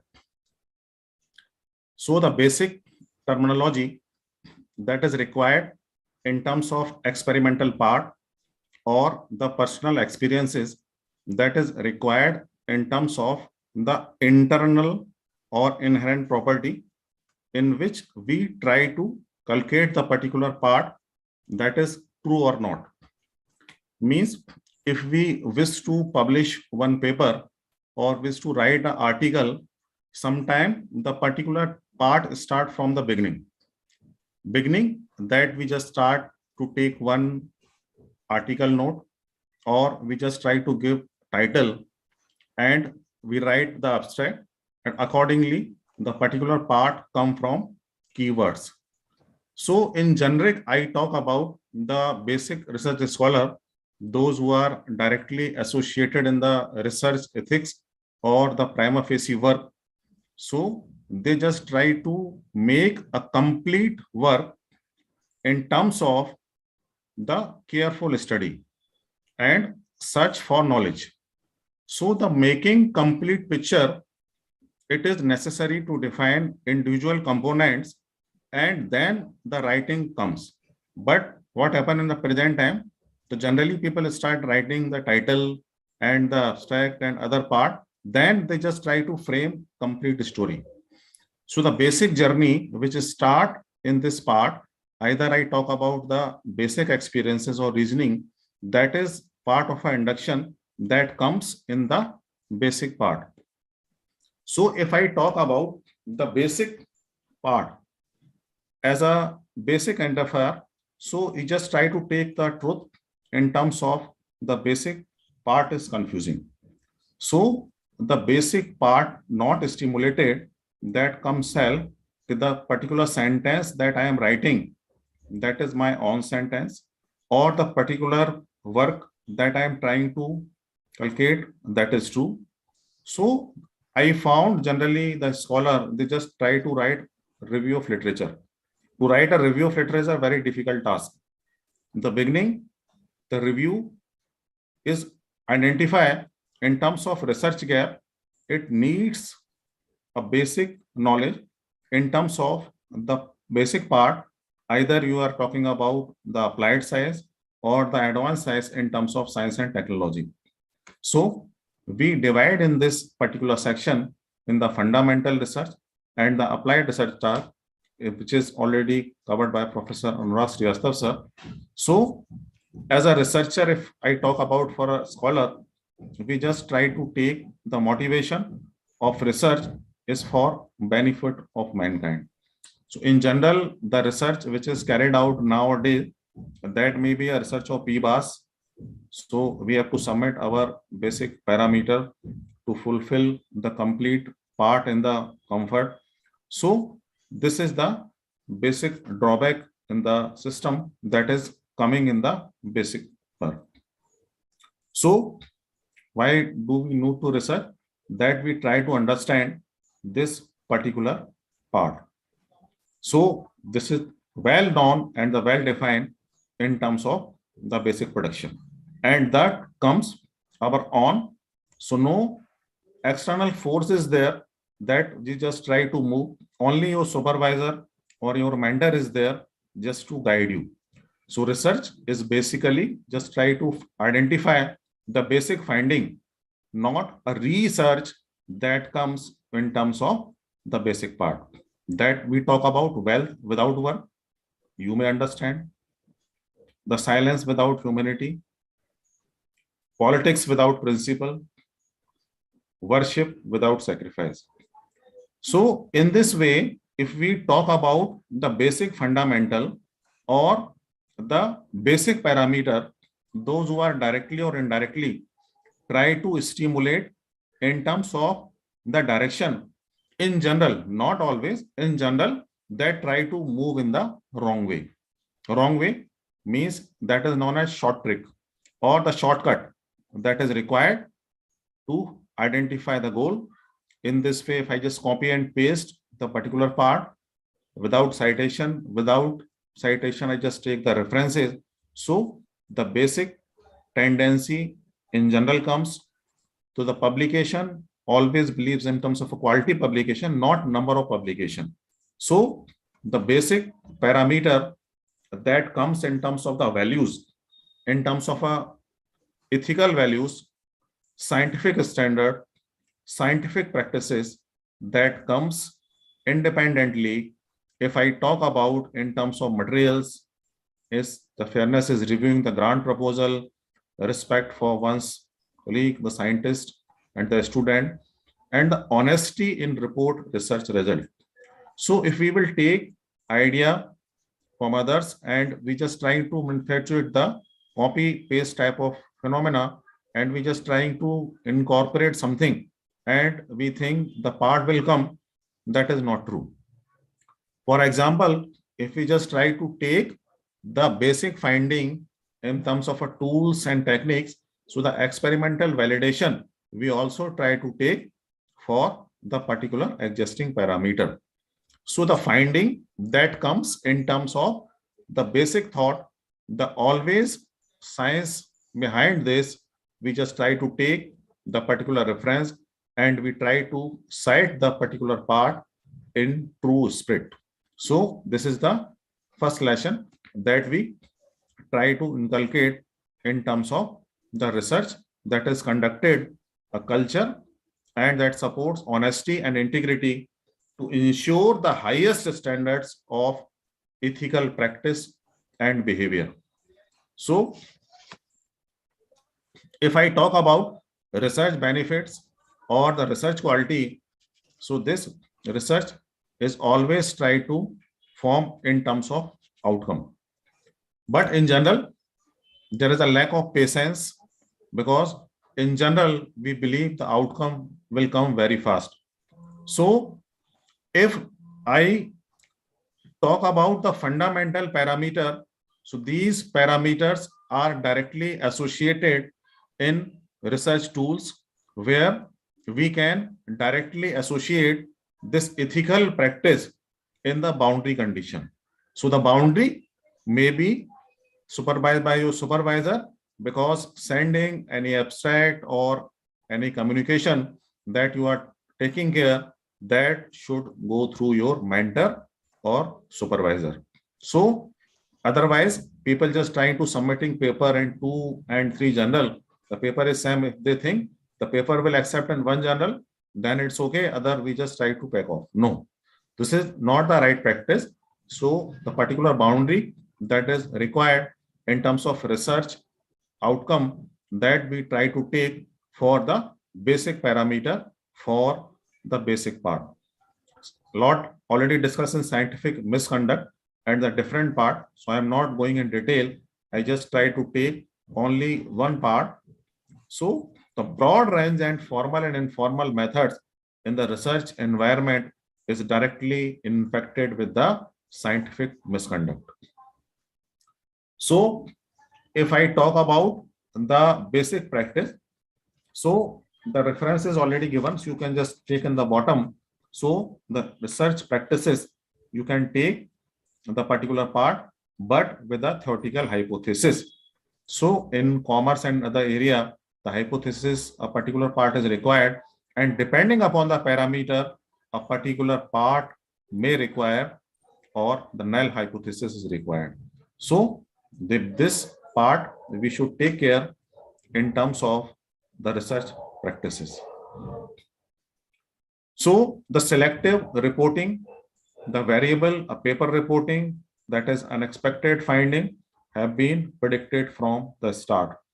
Otherwise, what will happen in the beginning, if we will just start the particular part, and if we think the paper is published now and the basic standard, the scientific standard refers to the application of these value in the context of research, we can try to prove the publication will come, but it may impact your academic career, it may impact your research scholar skill, not only today, after 10 years or 20 years, when the parameters will change, the conditions will change. Many cases are there when the particular part is exposed and the different general band in the particular scholar. So in this way, the scholar also affected, as well as the supervisor is also comes in the category. So this is our moral responsibility. We just try to follow the do's and don'ts in accordance with the basic part that you are taking in terms of a paraphrasing.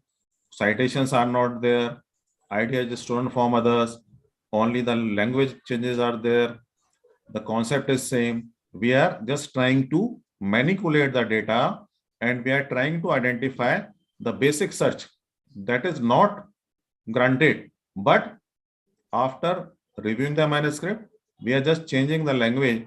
So this type of participation will not come in this particular section, and the parameter is also rising. Plagiarism is already spoken a lot, so that part is required, but this includes using unpublished work, that is a self-plagiarism without appropriate citation. So the citation is required in this case also. So now, if I talk about ethics for research, so in terms of a fraud, so this type of part, fraud means not just a cheating that we just talk about in general. So that is in the research academics in the fraud. So the particular part is not there. The previous work in the publication that is incorporated, the claim, originality affected. So this part is also required in this section.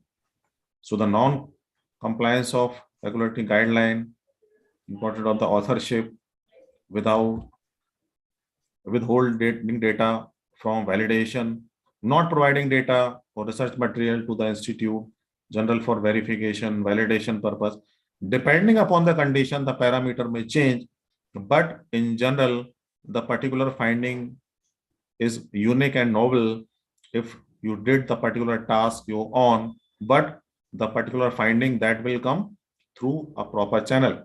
Channel means not the particular head and the leg department. Channel means that comes of the validation part, process one.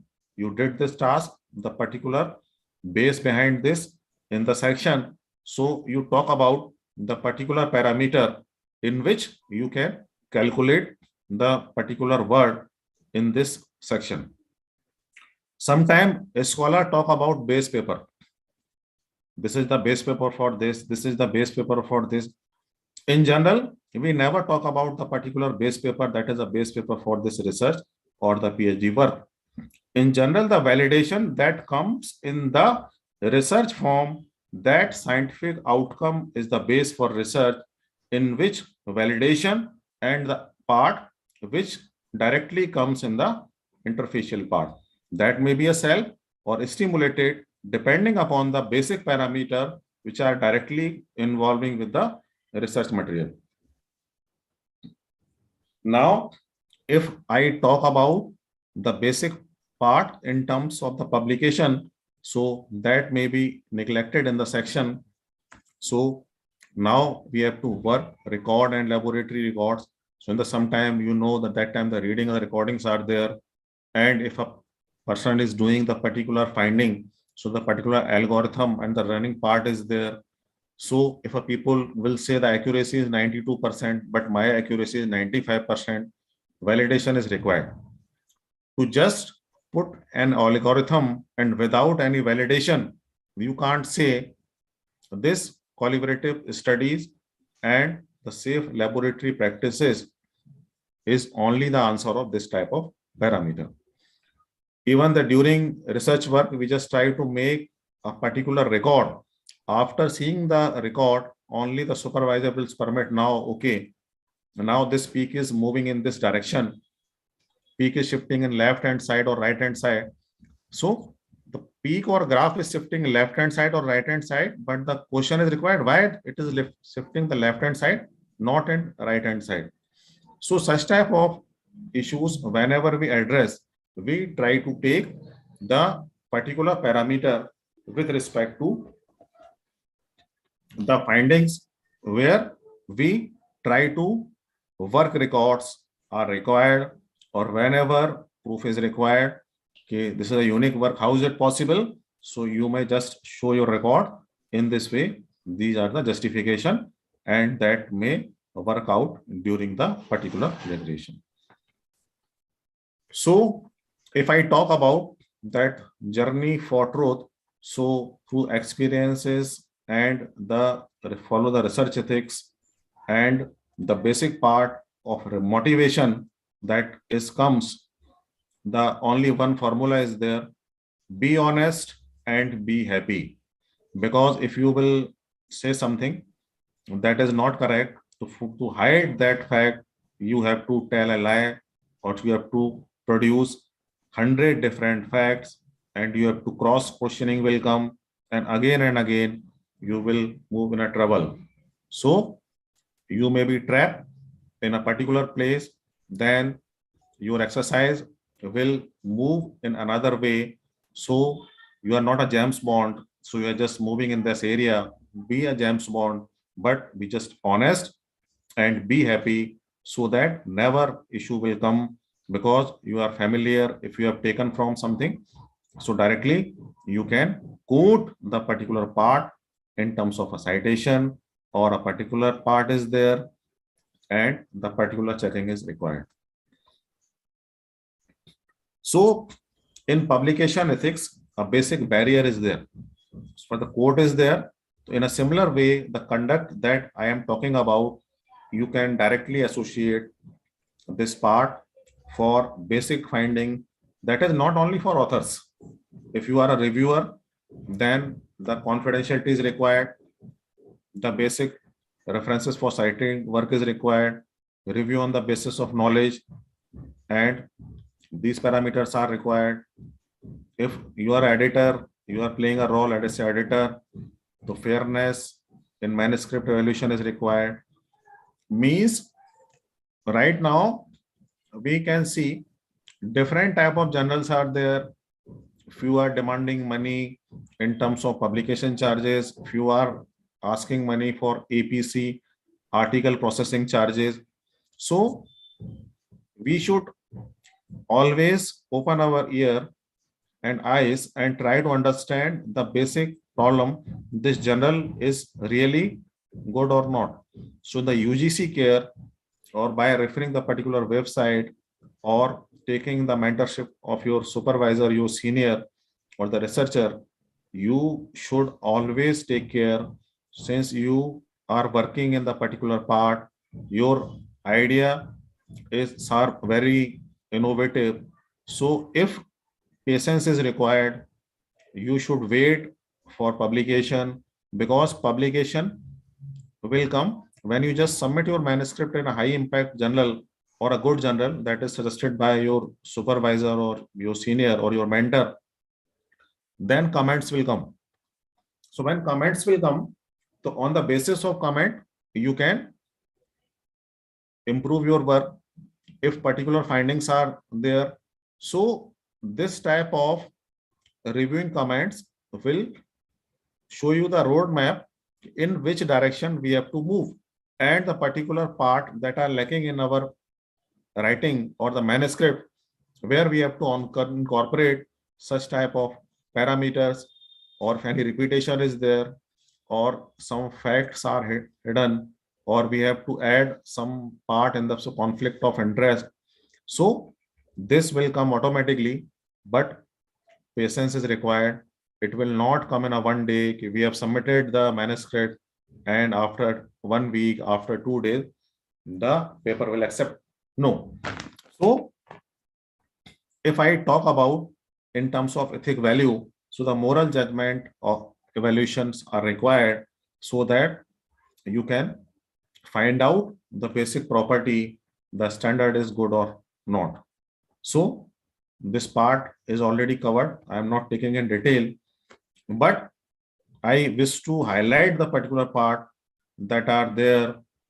A survey suggests the many research misconduct and in the United States. Go it report. So it means if I talk about the misconduct that is reported in the body, that is ORI, Office of Research Integrity. So the evaluation may come place. So I hope you all are aware with the many facts are there.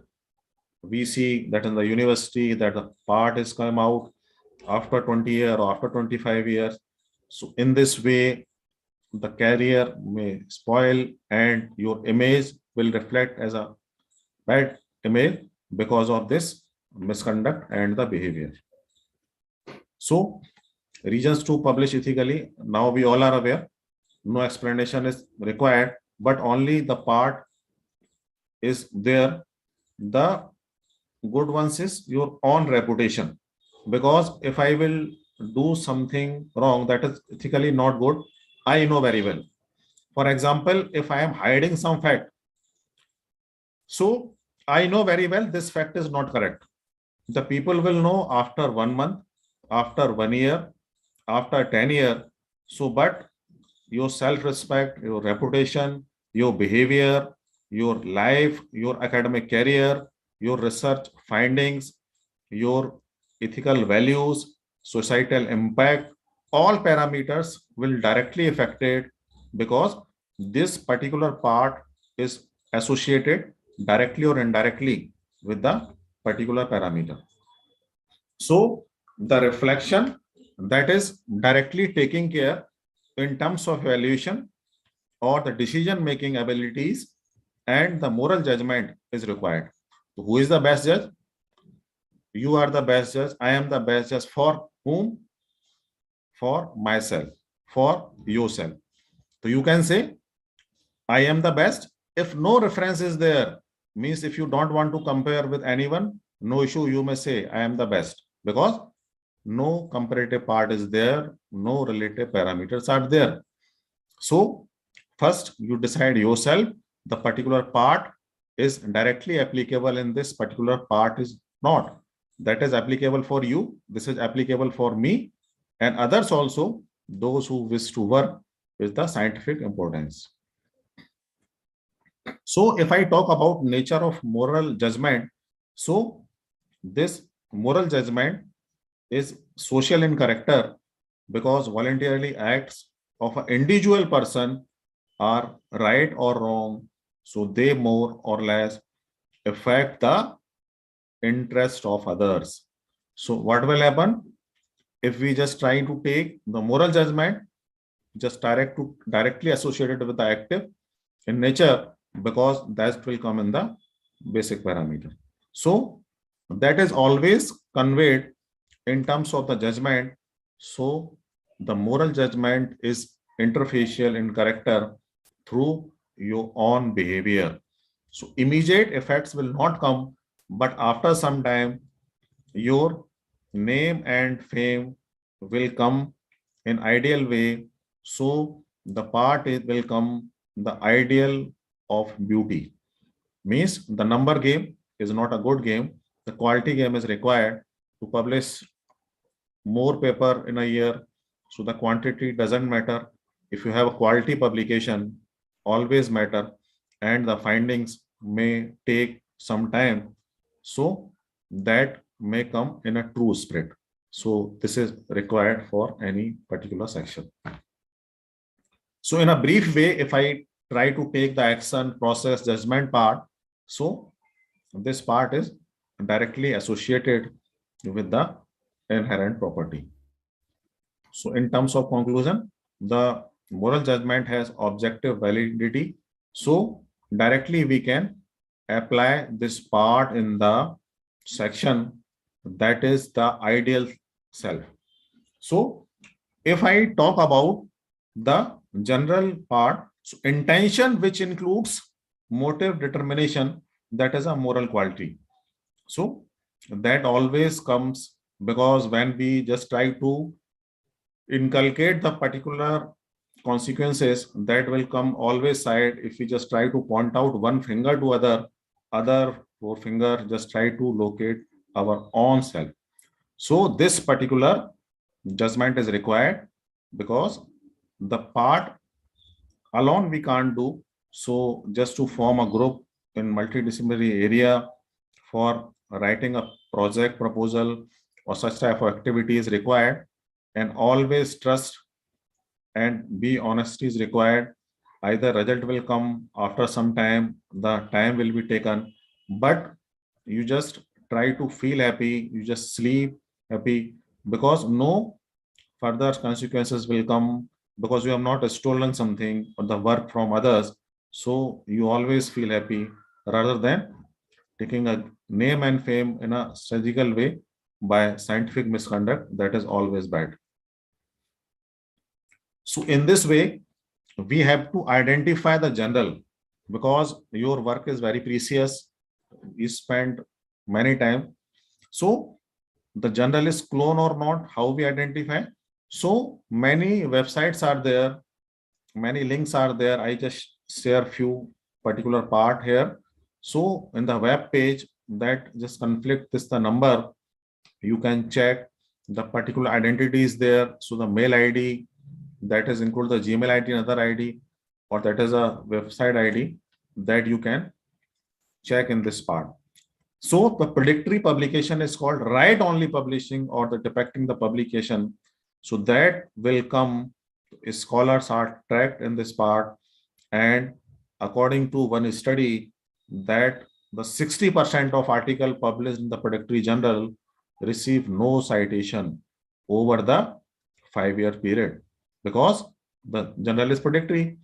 So you always just log in your account UGC Care, or you just try to find out the particular part. If the journal is a Scopus index, then scopus.com, you just go to the particular site and then go to the home page.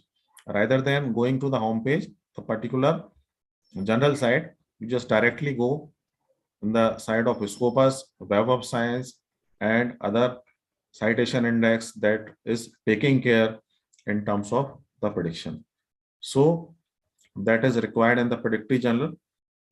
Some journal are writing the particular impact factor, even they are not aware the part of an impact factor. So we general talk about this particular part, the misleading and all. So you can cross check with the help of this particular address. So two impact factor we consider, one is elsewhere, that is a Scopus, and general citation report for the Clarivate analysis, that is Web of Science. So in this way, we can predict the particular part. So the predictory journal, UGC Care, and the particular sites are there. So you can just click the link and you can directly associate with this part. Even if you wish to write, so the suggestion, you can directly write to the Scopus and you will get the answer that is in 48 hours to 72 hours. So right now in this particular era of information technology, the communication system is very fast, and the fruitful output that has come in terms of the clone and predictory, that always taking care for the production of the particular finding. So the basic crucial points that we should check. So predictive clone journal will not have any submission deadline. So anytime you can submit, within 2-3 days or a particular time period, you will get acceptance. And after paying some APC and other charges, paper may published. But such type of publication right now you are not aware. So, but when this will come in the picture, so you will understand that you are the gainer or the loser, because initially publication is there, but the particular finding that we have already discussed and already detailed description given by Anurag Srivastav sir, that we try to inculcate in terms of the particular movable. So that is, indexing is there. So that is not a part of this particular section. So we try to see the UGC care list and the Scopus data before submitting any journal. So always check Web of Science indexing. So for this, that is, this is a need. The particular DOI number is there, ORCHET ID is directly connected in this way. So for this, if you are doing research, so you can take help from your supervisor or a particular people in which you are working in the area. So you can use the different software like a Mendeley and other parts are there. So you can directly associate it, and you can just save your time also. So using the Mendeley library, UGC care, Scopus database, Web of Science application, SCI publication. So the particular part that are well known. So in the general ranking Q1, Q2, Q3, Q4, directly you can correlate such type of basic parameters for research contribution. So no contact details of the chief editor is there. Sometimes the parameters are there, so that you can easily track if the particular circuits are not or no. For example, this journal is there, so you can identify this part. Some particular journals are there. Journal is something else, and the subject area are different. So how is it possible to define the publication in this way? So this type of publication you can also identify. Many publications are there, 2,532 publication in a year. So how is it possible? You can try to correlate such type of parameter. Journal is removed and we have submitted the paper. So many parameters are there. So if I talk about in a brief way, in a summarized way, so I can talk about in terms of publication of science, SCI or SCIE, social science citation index, art and humanities, I can talk about AHCI, emerging source citation index, ESCI, books, book citation index, conference proceedings citation index, all discipline. So this is the practical approach. This is a one way where you can directly associate your basic parameters and the finding, where we may associate this type of finding for the solution. So at least we can move in a right track or right path for understanding and the basic parameter that are directly affected our academic career. So in this way, we can just cross-check, the cross references are there, working DOI. So always check the Web of Science indexing using the clarivate.com, and particular part identify research lives are there. Always check wrong websites are there. So this IP address is there. You can check the website also. Domain name there. Tools are there. So many checks are there. So before submitting this, you should take care before submission or try to submit in a renowned journal or the well-known journal. So such type of problem is automatically removed. So as a researcher, we can find out the particular part in this way. So for example, if I talk about in this section, So the particular part that is displaying in this way, that is showing the 287 days old, but the cloned website is say 20 years. So how we can correlate this section with the help of the particular DOI and other, so that we should take the basic parameter in this way to making this particular part for this particular section. So I have taken the particular part as a reference from this book, that is on being a scientist the conduct, and few parts from this particular paper that I have cited as a reference here for this particular purpose. So thank you very much. Thanks for your kind attention. Any queries there, most welcome. Thank you. Thank you, sir. If anybody having any queries related to the topic, you can text in the chat box. So there is one query from Mr. Sandeep. Can we write technical research paper in Hindi and will it be accepted by organization? No, I just talk about the fundamental part. If your subject is specific, in subject specific part, the particular language is required, that is a universal. But if I talk about this particular part that is in the display in the PPT, for example, if I talk about the art and humanity section, the art part, for example, the Hindi briefing is there.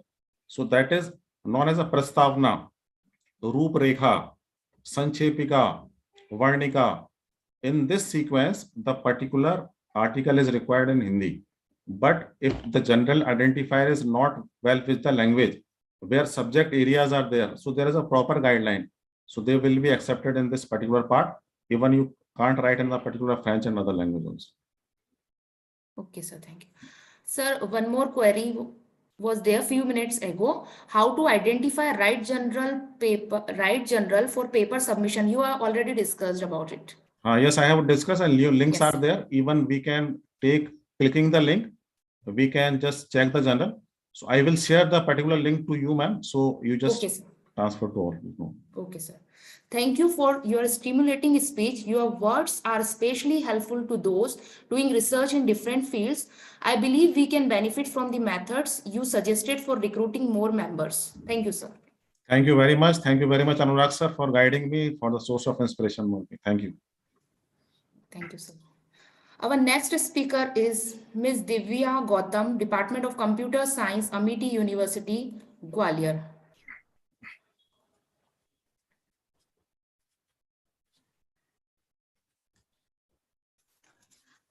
I would like to introduce Ms. Divya Gautam. She is currently working as assistant professor in Amity University, Gwalior in the Department of Computer Science and Engineering. She is having 15 years of teaching experience working as a social media coordinator for Amity, worked as a head of department at Malwa Institute of Technology, Indore. She was awarded as honors gold medalist specialization in information security from Institute of Engineering and Technology, DAVV, Indore. I would like to invite Ms. Divya Gautam, ma'am, for her valuable words. Over to you, ma'am. Thank you, Shahida. Thank you, ma'am. Good evening to all present here. And I'm very delighted to tell that me and Shahida, we work together. And thanks, Shahida, for inviting me for this valuable talk. And thank you, Pankaj sir, Anurag sir, and Dr. Jain sir. They all are faculties and mentors to me. I have been learning throughout the years with these faculties. Thank you. Shahida, please do let me know my PPTs are visible. Yes, ma'am. And they are in presentable mode. Yes, ma'am. It is visible. Thank you. So, sorry to interrupt you, ma'am. Excuse me, It's ma'am. not in presentable mode. Sorry. okay, give me a second.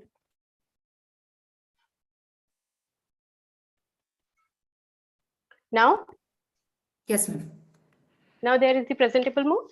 Yes, ma'am. Yeah. So thank you. First of all, I would like to quote a few lines which were said by Anurag sir, 4 pillars of learning. So whenever we talk about learning, definitely learning to know, learning to do, learning to be, and learning to live together. These all 4 lines, 4 pillars are very important, and everything whatever we are talking about today is come from learning only. Researchers want to learn, that's why they do research, and they want to show their research in the society, that's why they publish. So the entire workshop is research and publication ethics. We talked a lot about research and publications today. What are the misconducts and what are the publication ethics? So today I would like to take up publication ethics along with bit information about scientific misconduct. So as I said, we have been talking about research, scientific misconduct. Basically, it is the violation of the standards designed or developed for scholars and the ethical behavior which are required before publication of your information. You have you people are working a lot. We all are working in the research areas, and we want to show our work in the society. So it is very important. We should follow the protocols before publications. So there are few terminologies which we have continuously listening in this session, like fabrication, falsification, plagiarism, violation of authorship. These all are the misconducts of research, and we should be very careful before publication of any information on the social media on the media platforms. So first one is the falsification. Falsification is basically when we are working on an experiment and we have observed certain results. So suppose we are getting 60% accuracy and we are writing it as 70%, 80%, 90%, depending on our requirement, depending upon what we want to show. So as this is a very common thing that the hypothesis in this starting before doing any research we take, and we say that certain kind of results we'll get at the end of the session, at the end of the experiment. So if we'll get positive results, then it is fine. But if we are not getting the positive results, what we want to fit our hypothesis as per the results. So then such kind of infringement or falsification happen, or researchers do 60% results as 90%. This is falsification and this is a misconduct. We should not do this at all. Next one is the fabrication. Fabrication is the data doesn't exist, but I'm saying that no, this is the invention of new data, and I'm saying this is the information coming. So we should not fabricate the data. We should work on the correct data, and similarly, we should not fabricate the results as well. So in 2004, when study came, like fabrication is the second most misconduct, which comes like 22% of studied cases plus 27% of cases labeled fabrication. So fabrication is the kind of thing where we don't have correct information, but we want to falsify the data, and we are saying that this is the correct information. Then plagiarism is a very common terminology which we have seen so far. Somebody else is writing something and we are copying that information. That is plagiarism. And for checking plagiarism, we have a lot many tools with us. And we should not plagiarize any information when we want to publish the research paper or any kind of research. So basically in the German Rector Conference, they classified these 5 as serious crimes: falsifying information, infraction of intellectual property, claiming another person as co-author without their permission. Most of I have seen people, what they do, they don't ask a person who is related to their field, and they put their name in their paper just to publish it. So this is not a right way. You should ask the author whether they want to put their name in your work or not. So one of the misconduct, destruction of research work, just simply change the results and making your own graphs and publishing it, destroying primary data. So all these comes under serious crimes. We should not do these misconducts at all before publication of any information. What research misconduct does not include? We have been talking about that these are the misconducts, but ordinary errors are not the part of research misconduct. Good faith differences in interpretation or judgments of data is also not a part of research misconduct. Authorship controversies are also not the part of research misconduct. Private moral or ethical behavior or reviews, any view, if you want to give any kind of view, that is also not the part of research misconduct. You can give your view on any kind of research. What happens when any kind of scientific misconduct occur in the system? So a faculty can be dismissed. Your research grants can be rejected. You can be blacklisted for 2 years, 3 years from a particular journal. If you're publishing in a journal and your data is not proper, your research is following certain misconducts, you can be blacklisted for years. Fabricators may have previously earned academic achievements taken away. There are certain cases in India also. Here, one of the example is given. The doctorate degree was taken by because of the fabrication in the PhD degree. So when you are writing anything, it is very important to follow the conducts instead of going for the misconduct. So there are basically 3 phases for conduction of the research. So when you are performing the research, first phase is before performance of the research, second phase is when you are going through the process of the research, and the third phase is after research. So when you are going to perform a kind of research, you are planning to go for a research, you are in a previous phase. In that phase, you should properly plan for carrying out the research. Similarly, after planning the research, researcher must look into the protocols of ethical review. Review is very important process. Reviewers play a vital role in authenticating your work. So definitely you must submit protocol to ethical review. Prepare well with your research community. So when you are thinking to carry out a research, you must interact with the people who are already working in your research area and agree on the authorship. When I'm carrying out a work, I should take the authorship of that work that yes, I have done. That's very important. But when you are in a phase where you are conducting a research, we should follow the approved protocols, the step-by-step process of approvals. We should take the consent from the people who are working in that area. Also, we have to include or involve the communities who are working in the same area, and regular checks for the data. The information which we are giving, the information on which we are working, the data on which we are working, that regular checkups are very, very much required. And once you have completed the work, then we want to publish that work in the journals. So we want to share our information. So definitely if we are working and we want to publish something that should be useful for the society, that's very important. And when we are trying to publish it, we should follow publication ethics, proper publication ethics. Like plagiarism, it should not contain any kind of plagiarism, no fabrication, no falsification, misconduct should not be there. And if we are using anybody else's information, then we should refer them properly. We have reference management software, as Pankaj sir said, Mendeley and other softwares. So we should follow these rules while publishing your work. So let us talk more on publication ethics, because this is the area where we should understand that there is one part that I am doing some work and I want to publish that work. So when I am doing some work, then it's fine. But when I want to publish that work in the society, it should come in a proper way, in proper sense. So what is exactly publication?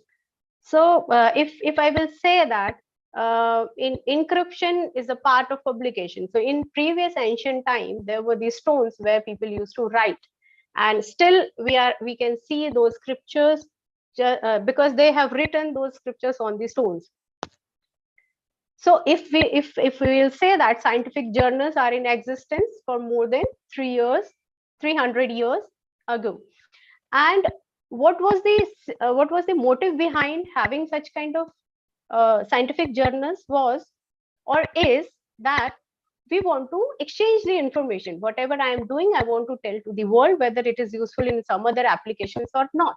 So the very first journal came in the year 1665, and the author of the journal was Henry Oldenburg. He was the founder editor of the journal, and the name of the journal was Philosophical Transaction. Basically, when we talk about publications, it is totally dependent on the trust. The terminology trust plays a vital role here. Everyone is working on the trust itself. So when a journal editor is taking your paper, then the first author is giving him the correct work, the correct research.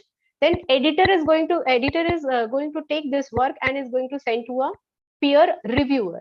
Here, peer reviewer has to do a fair assessment. If in any case peer reviewer fails to do so, then there is a possibility of misconduct in the work.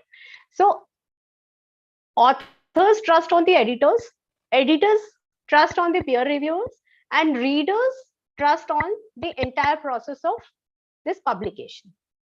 So the entire work is all about trust. So when an author is writing anything, editor should check with the help of peer review process, and readers are going to read that.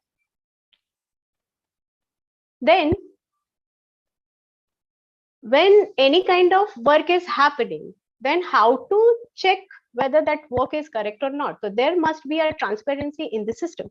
So transparency, when we talk about transparency, there are three questions which comes on: who funded the work, who did the work, and has the work been published? So who funded the work? There are certain agencies who are going to fund that work, the kind of work which has been carried out. So if funding agencies are very clear, then the kind of work is also very clear. The authorities who are doing this work, they should take the authority that yes, this work has been done by my team and we are taking the ownership. Whatever is the work, I am taking the ownership. And the third thing is, has the work been published? It should be checked. If work has already been published, it should not be republished. And this is going to be checked by the publication authorities. They are the editors. Then, if human participants were involved, manuscripts,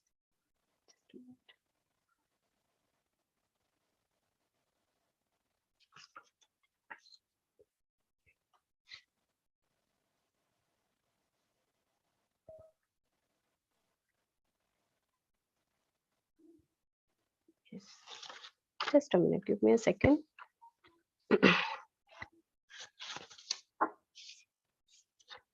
Yes, so I'm talking about protecting the rights actually. So when any kind of work is going to carry out in research, then basically either there are human intervention or the animal intervention, or any subject is there. So when we say that for carrying out a particular kind of research work, what kind of subject has been taken, and that subject should not be harmed or discomforted because of any XYZ reason. So when an author is going to ask a journal to publish the work, definitely journal is going to ask from the author to submit an approval taken by the relevant research ethics committee or the institutional review board. They are going to submit that yes, this work has been ethically done and without harming any subject. Similarly, when an editor is going to ask for publications, when an author is going to give their work to an editor for publication, then definitely the editors or the journals, they are very clear in their publication ethics. They are going to tell every ethic to the author, and they are going to ask to the author to follow those ethics. In fact, once your work has been done, it is going to be printed with a proper ISSN number, print and electronic version. Then editor must follow a proper peer review system. What is peer review system? Peer review system is, again, there are reviewers who are going to ensure that whatever they are reviewing is fair and it is going to have minimum biasing.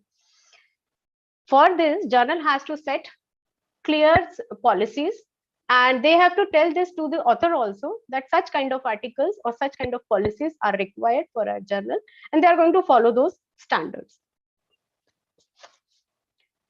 Journals who are going to publish your work, they must be ready for any kind of appeal given by the author.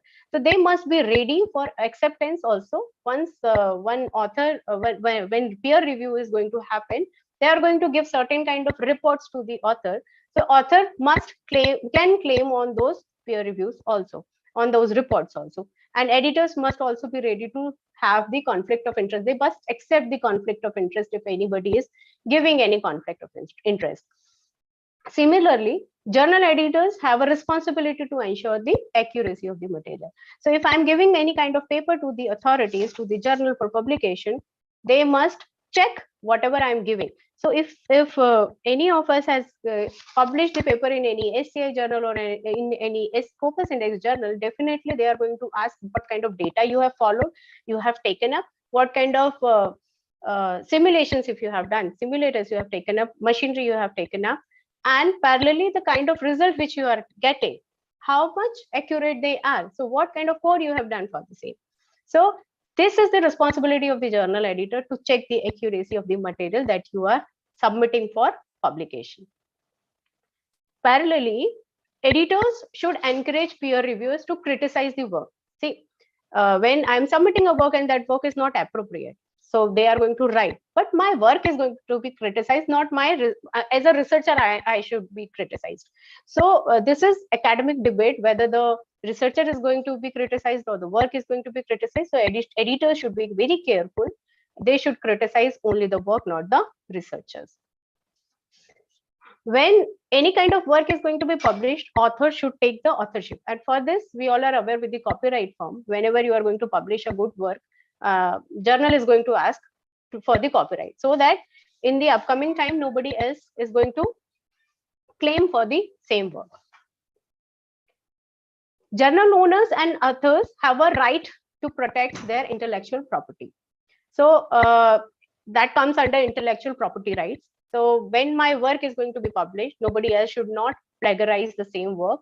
So what's important for the journal who are going to publish my work, they should be very careful and they should use certain mechanisms where my work should be authorized and secured. Nobody else can take them. And for this, we have Creative Commons licenses, types of licenses are there. And instead of having a traditional system, editors or the journals should follow certain kind of rules, certain kind of systems for providing the license of the work. So for understanding all these publication issues, there is one committee which is called a SCOPE, Committee on Publication Ethics, which was established in the year 1997, and it was a medical journal editor team. But now it is having around 9,000 members worldwide from all academic fields, and they are responsible for providing editors and publishers for peer-reviewed journals. And these peer-reviewed journals are going to follow these rules, and they are these COPs also provide the ethics also, the types of ethics, types of conducts which any journal has to follow.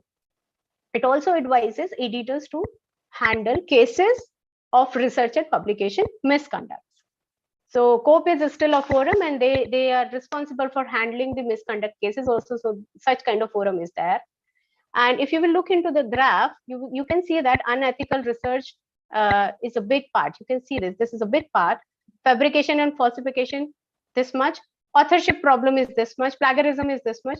So if you will look into the entire graph, you can see that COPE plays a vital role in understanding that what kind of cases it can be when it is about for publication. And when we publish a data which does not have proper integrity, which lacks integrity actually, then crimes can happen. So research misconduct can happen because of plagiarism, fabrication of data, and falsification of data. And if you will see the crimes, then debarment from receipt of agency funding, definitely funding agencies will not fund you. And supervision and certification of future research you will not get. You have to stop your research, you have to terminate, it can cancel your degree also. And this entire work comes under COPE. COPE can take any kind of decision if any misconduct happens. What are good publication practices? So if we'll talk about good publication practices, so definitely it should not go with the misconducts. So we should avoid misinterpretation in the publications. We should publish accurate, complete, clear, and unbiased work. We should avoid fragmentary publications. It means that we should publish manuscripts that represent substantial findings, not the vague findings. So only substantial findings are useful, not the vague findings at all. So avoid duplicate manuscript submission and publication, that is called as plagiarized information. We should not do that. and publish research that will add new contribution to the field. See, there are n number of publications are happening because of peer pressure, as Dr. A.K. Jain sir said. Lots of peer pressure is there on the academic faculties also to publish the papers. So what happens, instead of contributing in the field of research, what we are doing, we are simply publishing the papers for no reason. So a number of papers are coming in the market, but they are of no use. So it is very important when you are trying to publish anything, it must contain something for the society. The article is based on a study, which if suppose you are using somebody else's information also, so we should understand how to acknowledge the prior publication, which comes under ICJME guidelines. And it says that whenever you are using any information, any data from other researchers, then we should reference them very properly.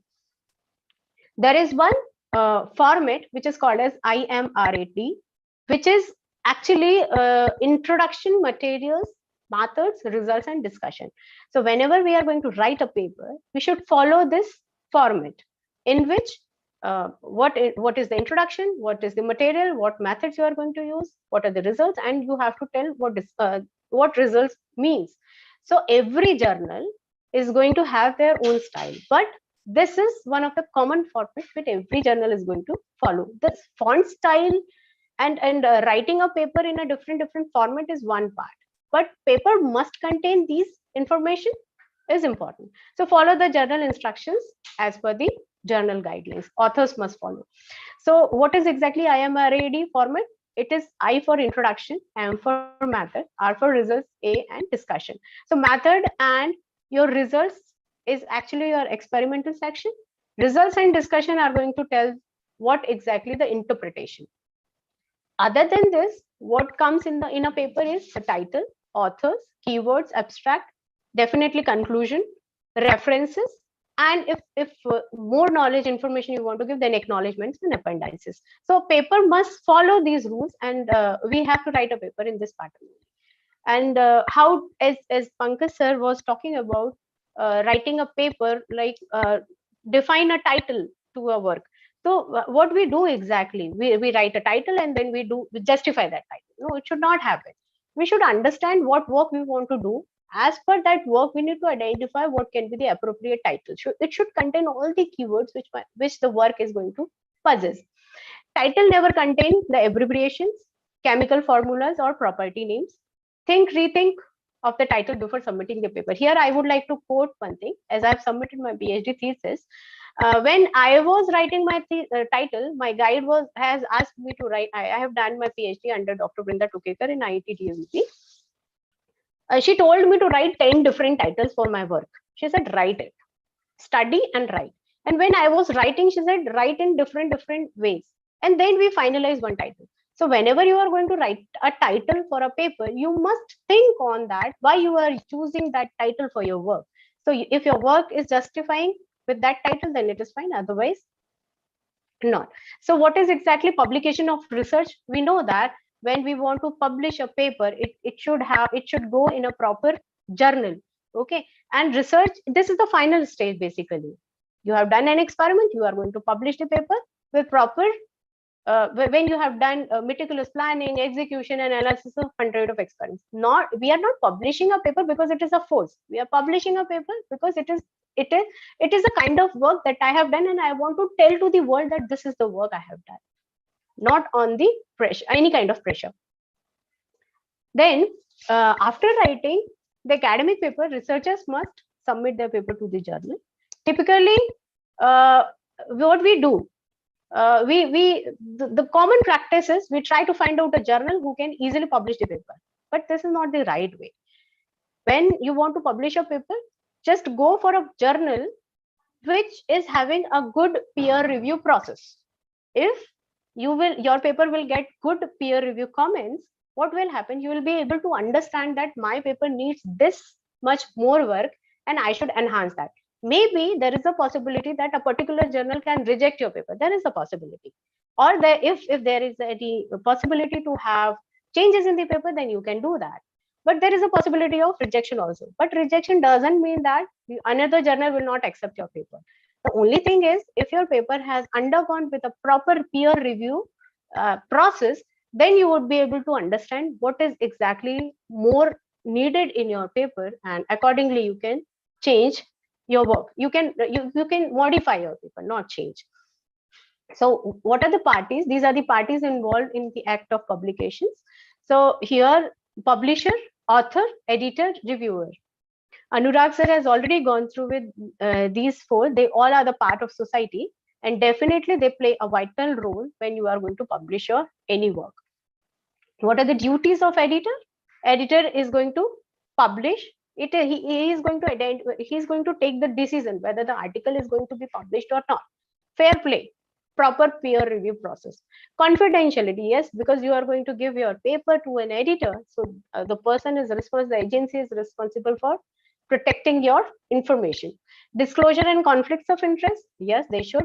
And involvement and cooperation in the investigations. Then what are the duties of reviewers? Reviewers should contribute to the editorial decisions. They are going to tell promptness. When suppose I have given my paper to a journal and a reviewer kept it for 9 months, then it will take 2 years to publish a paper. So promptness is very much needed for the reviewers. Confidentiality, definitely they are going to have the paper. I am a member of 2 or 3 journals where I am reviewing the process. So if I'm having a paper, that is a confidential thing. I should keep that paper with me, and I should read them properly and follow all the protocols and standards. Standards of the objectivity reviewers must follow. What are the duties of the author? They have to report with standards. Data access and retention, originality and plagiarism. Yes, these all are the duties of the author. They must follow. Multiple, redundant, and concurrent publication. So this author should avoid. Acknowledgement of sources, very important. References, authorship of the paper, copyright, hazards and the human or animal subject. As I said, any kind of subject you have taken while doing the experiments on your work, then subject must not be harmed at any point of time. So proper authorities are there who are going to endorse your work. Yes, nobody is harmed in the entire work. Disclosure and conflict of interest, yes, it is acceptable. Fundamental errors in published work. So if any error is there, they should accept, author should accept, and they can correct it. Duties of the publisher, ensuring that that advertising. Now you have published the paper. Now publisher is going to do what? Whatever you have published, it should reach to the people, among the researchers. They should read your work. Reprint or other commercial revenue has no impact or influence on editorial decisions. And likewise, publisher is very much responsible for telling your work to the industry, to the people, and ethical matters and errors and retractions. So these are the duties of the publisher. There are 10 common, these are the reasons of rejection of scientific paper. We always talk about what are the reasons of rejection of the paper. Unoriginal work, unsound work, incorrect journal, incorrect format, incorrect type allocation.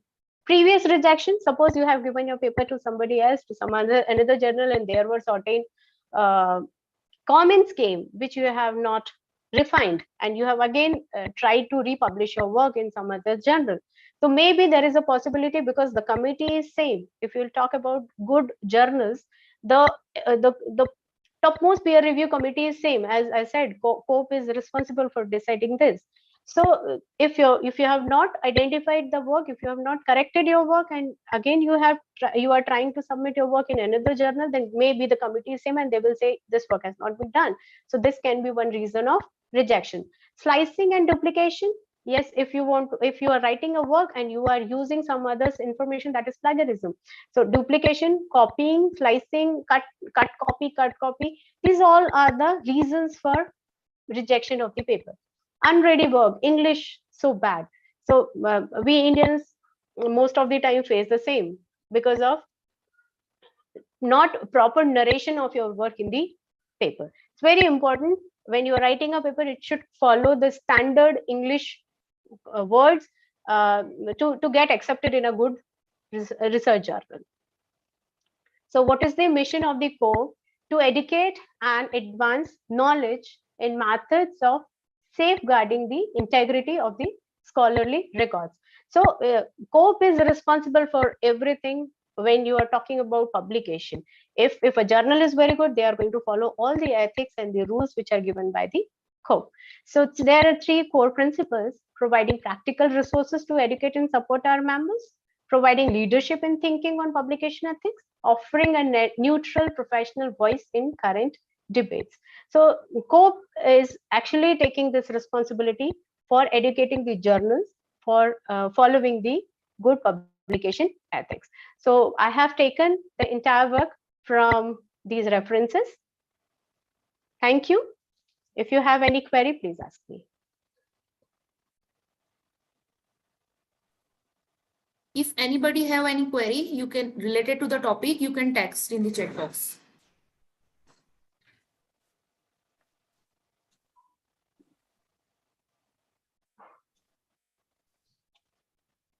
No queries.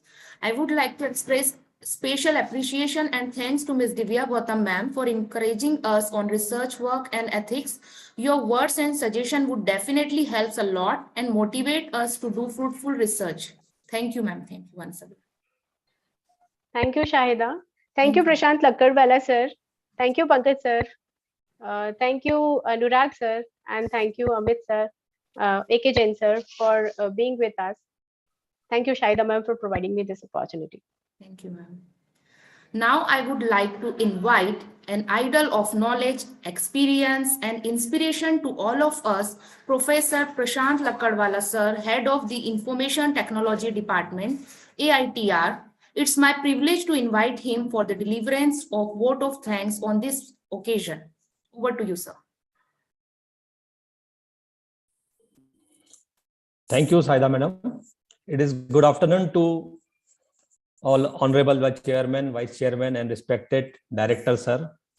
Our most valued invited guest, Dr. Anurag Srivastava, sir, Professor ABV IIITM Gwalior, Dr. AK Jain, Associate Professor NIT Agartala, Dr. Pankaj Mishra, sir, Professor and Center PhD Coordinator, Amity University, Gwalior, Professor Divya Gautam, Assistant Professor, Department of Computer Science, Amity University, Gwalior, and Head of various department and faculty members and the dear students.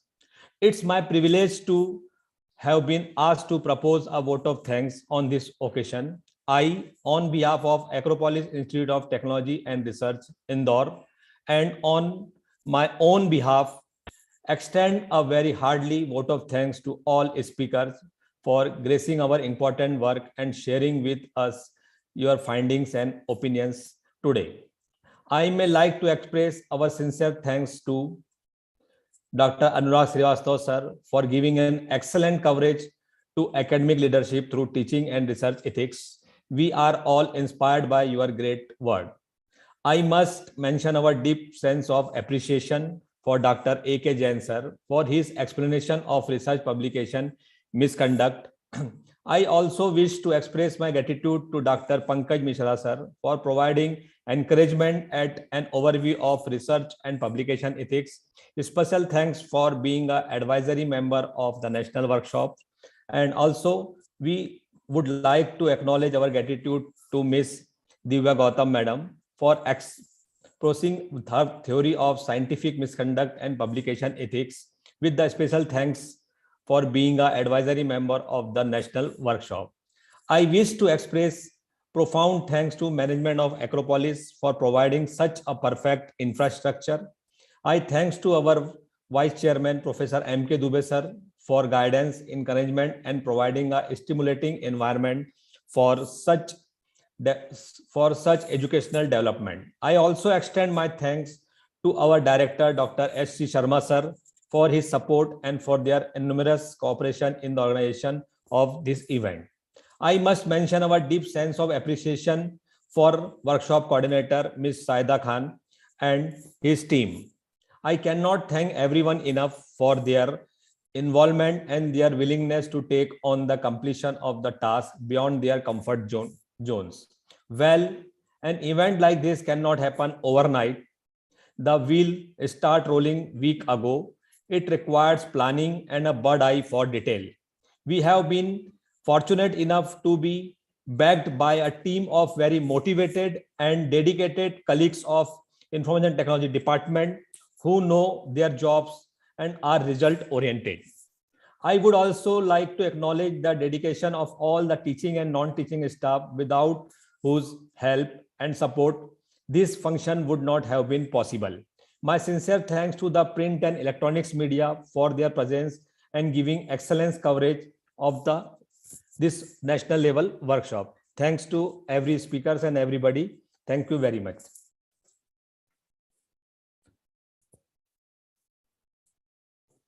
Thank you, sir. Thank you all of you for joining us. Have a good day all. Thank you, our guests. Excuse me, एक group photo हो जाए सभी का. Yes, sir. Yes, sir. If everyone is open your video or on your video so that we can take every group photo.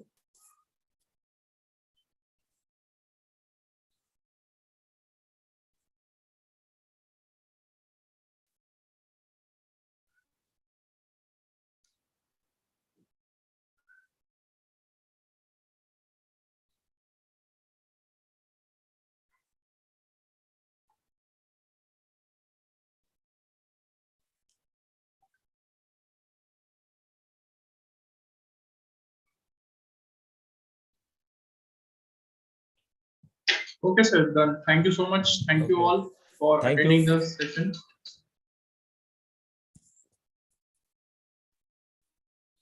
And Saida madam, announcement of certification certificate will be provided within 1 week. Thank you so much to all. Thanks a lot. Thank you, sir. It's good to see you, Prashant sir, after a long time. Similarly, Kush sir, I can see we all have worked together. Kush, Yes, ma'am. Shahida, Thank you, ma'am. Prashant sir. Yes, ma'am. It's a long journey that we have done together. So thanks for inviting me. Thank you, ma'am.